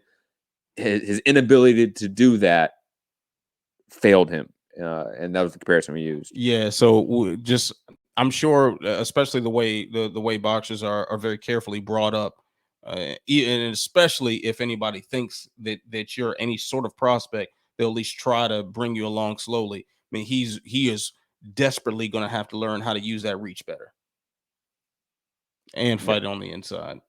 Do a lot of things, defense, a lot of things. Holding that chin up and dropping the rear hand as he's jabbing and stuff. A lot of little things that he'll have plenty of time to clean up, I'm sure. Rob, any thoughts on Sebastian Fedora? No, I didn't see it. Yeah, he's just a freak of nature right now. Nothing. Yeah. Yeah. I want to ask him in an interview, what do you want to do when you grow up? I didn't watch the MMAon fight. I don't really care about it. Sabral Matias losing in dramatic upset fashion to Petros Anayan after he just signed a massive PBC deal. First off, this fight was really fun. Like I had my casual friends texting me and family members texting me saying like this fight was a lot of fun.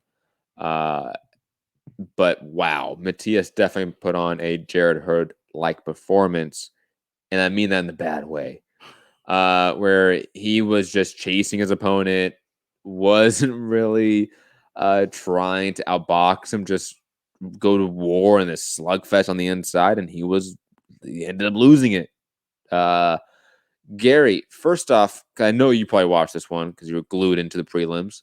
Thoughts on Matias losing in dramatic upset fashion, and thoughts on the judges getting it right. I mean, that was pretty shocking, right?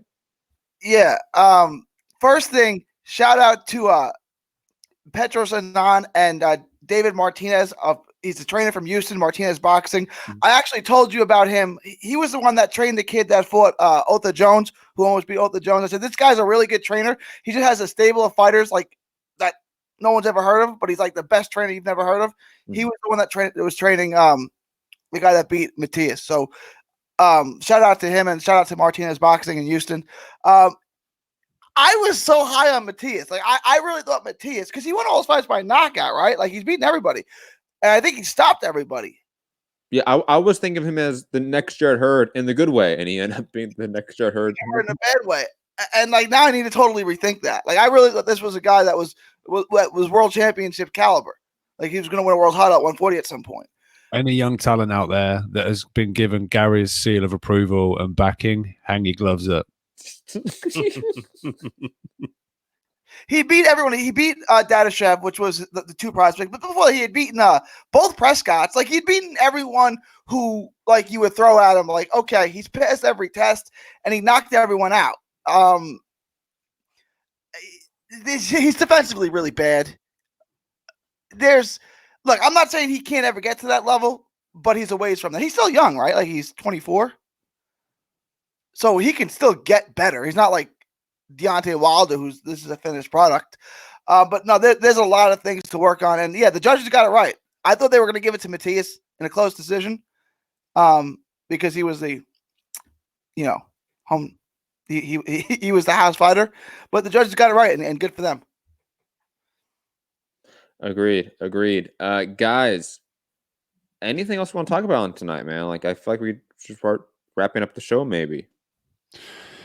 No, I'm good. Just an incredible, heavyweight moment. The heavyweights is the crown jewel in the boxing, and it's delivered yet again. Just a fight, I guess, for the ages. Just something we didn't expect for a lot of people, I guess. But yeah, like I said, that global cry of like, oh my god, the first knockdown, and like, oh yeah, but Wilder's dangerous, and then he come unraveled, and Tyson just, the quality shone through, and the new WBC Ring Magazine and the lineage carries on. He's still got that invisible belt. He's still the lineal champion. So he's coming to take it. At least he legitimizes his lineal title back, with a good win against Deontay Wilder. Wins against Otto Wallin and Tom Schwartz and Pantera and Safari. I'm sorry. Doesn't do that. This is the first win Fury has against a top 50 guy since Klitschko. Since 5 years ago? Wasn't the Klitschko fight 2015? Yeah. 15. Yeah, 5 years ago. Yeah, 5 years. 5 years. Good for Fury, man. And it was, his career best performance too. Like without a doubt. Dillian White's a mandatory, don't forget. Oh, that'd be a great fight. In the UK in 02. Tyson Fury, Dillian White. But I'll be honest, I think Tyson, if I gun to my head right now, I have to pick the trilogy fight, I'm picking Tyson Fury to win. It's so hard to think of Wilder winning after what we just saw tonight. Maybe like Rob said, with some time, a week from now, with some retrospect, can we think about the night in a different frame of mind? Yeah, of course. But right now, I don't see Wilder getting this one back. Wilder may be able to beat the AJs and the Reeses and the Millers and the Whites of the world, but maybe Fury just has his number. When you get completely outclassed like that, it's hard to imagine it going any differently. It just yeah. That's kind of the end all be all for me on that. Yeah, and a lot of people had Fury completely outclassing him in the first one, barring 2 knockdowns, right? So that's 20. Well, not what, Gary? What's up? I was like, I agree with you. I thought Fury won it, and I had him winning comfortably, but that wasn't outclassing him. That would be a little strong for the first one. Oh, for the first one, yes. Yeah, for the first one. Yeah. He got knocked down twice viciously. You can't say he got outboxed. Yeah, I mean he was got outboxed. Yeah, for sure. And he got caught. Because he's different class, right? Yeah, completely different class. So he outclassed him, right? No. I'm glad we sorted that. No, I'm saying outclassing and outboxing Robbie. He knows exactly. He what is. He's a little. He knows exactly what he's doing. To use a word of his people, cunt. He's a cunt. Oh, it's 7:20 a.m. 7:20 a.m. You can't use Probably the earliest I've been called to C-bomb. I gotta wait till 10 a.m. Yeah, let me get bangers and mash before. Let me get a coffee first. Dry ass eggs. Sorry, What's I can't make fun of UK food. I'm sorry. What is wrong with you? Why this energy? I'm sorry your countrymen lost. All right. I'm very positive about Fury's performance here. No, but you see that now, narrative in the chat to then. Now it's getting a little late over there, and you're getting a little bit antsy. You know, the Brits here, and he's like a target. I understand. Guys, final thoughts time, and to let the people know where to find you. Rob, let's go to you since you're all chatty right now. It usually says at UK Rob MCR under my name, but it's currently and the new. I've got my signed Gypsy King Tyson Fury glove that has just skyrocketed in value. Got the signed picture over the back there. Probably can't see it. I'm in the way. You know, me and Tyson, we go way back. You know, I always never in doubt. This was always going to be how it was. The great Emmanuel Stewart said this was going to be the case. Well, like Fury said, his generation goes back to boxing back in the 1800s. You were back there too with his great grandpa. Yeah, and you only go back to 1966, right? Yeah. So but anyway, unbelievable night / morning over here in the UK.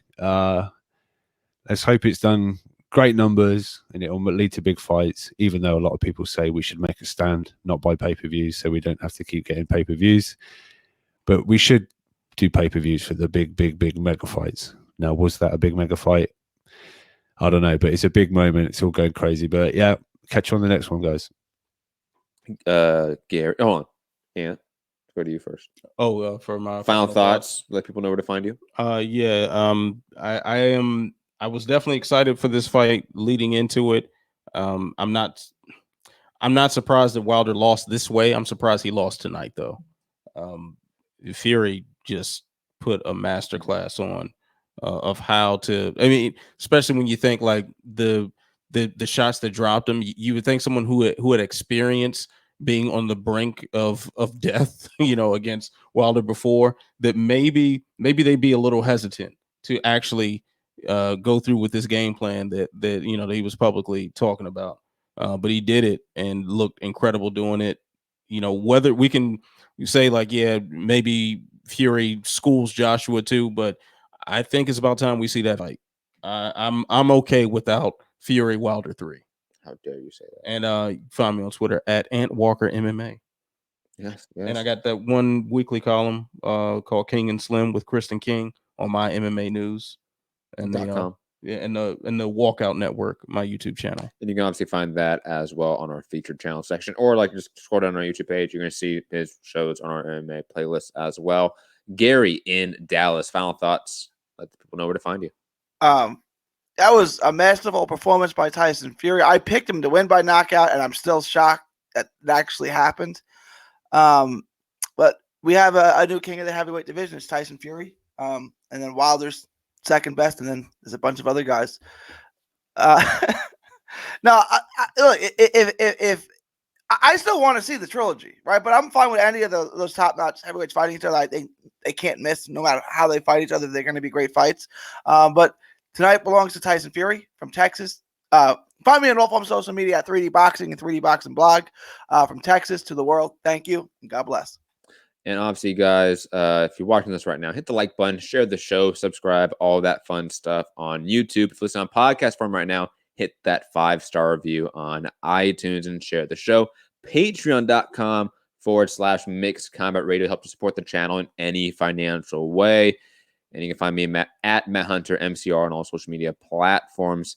It was Tyson Fury's career best performance where he utterly dominated Deontay Wilder to win the WBC belt and the Ring Magazine belt, cementing his status as the #1 heavyweight in the world right now. And I cannot wait to see this trilogy fight and to see the heavyweight division progress still. I mean, this division is continuing to progress and to uplift the entire sport as it is progressing into more of the mainstream consciousness. You guys have a good night. Peace.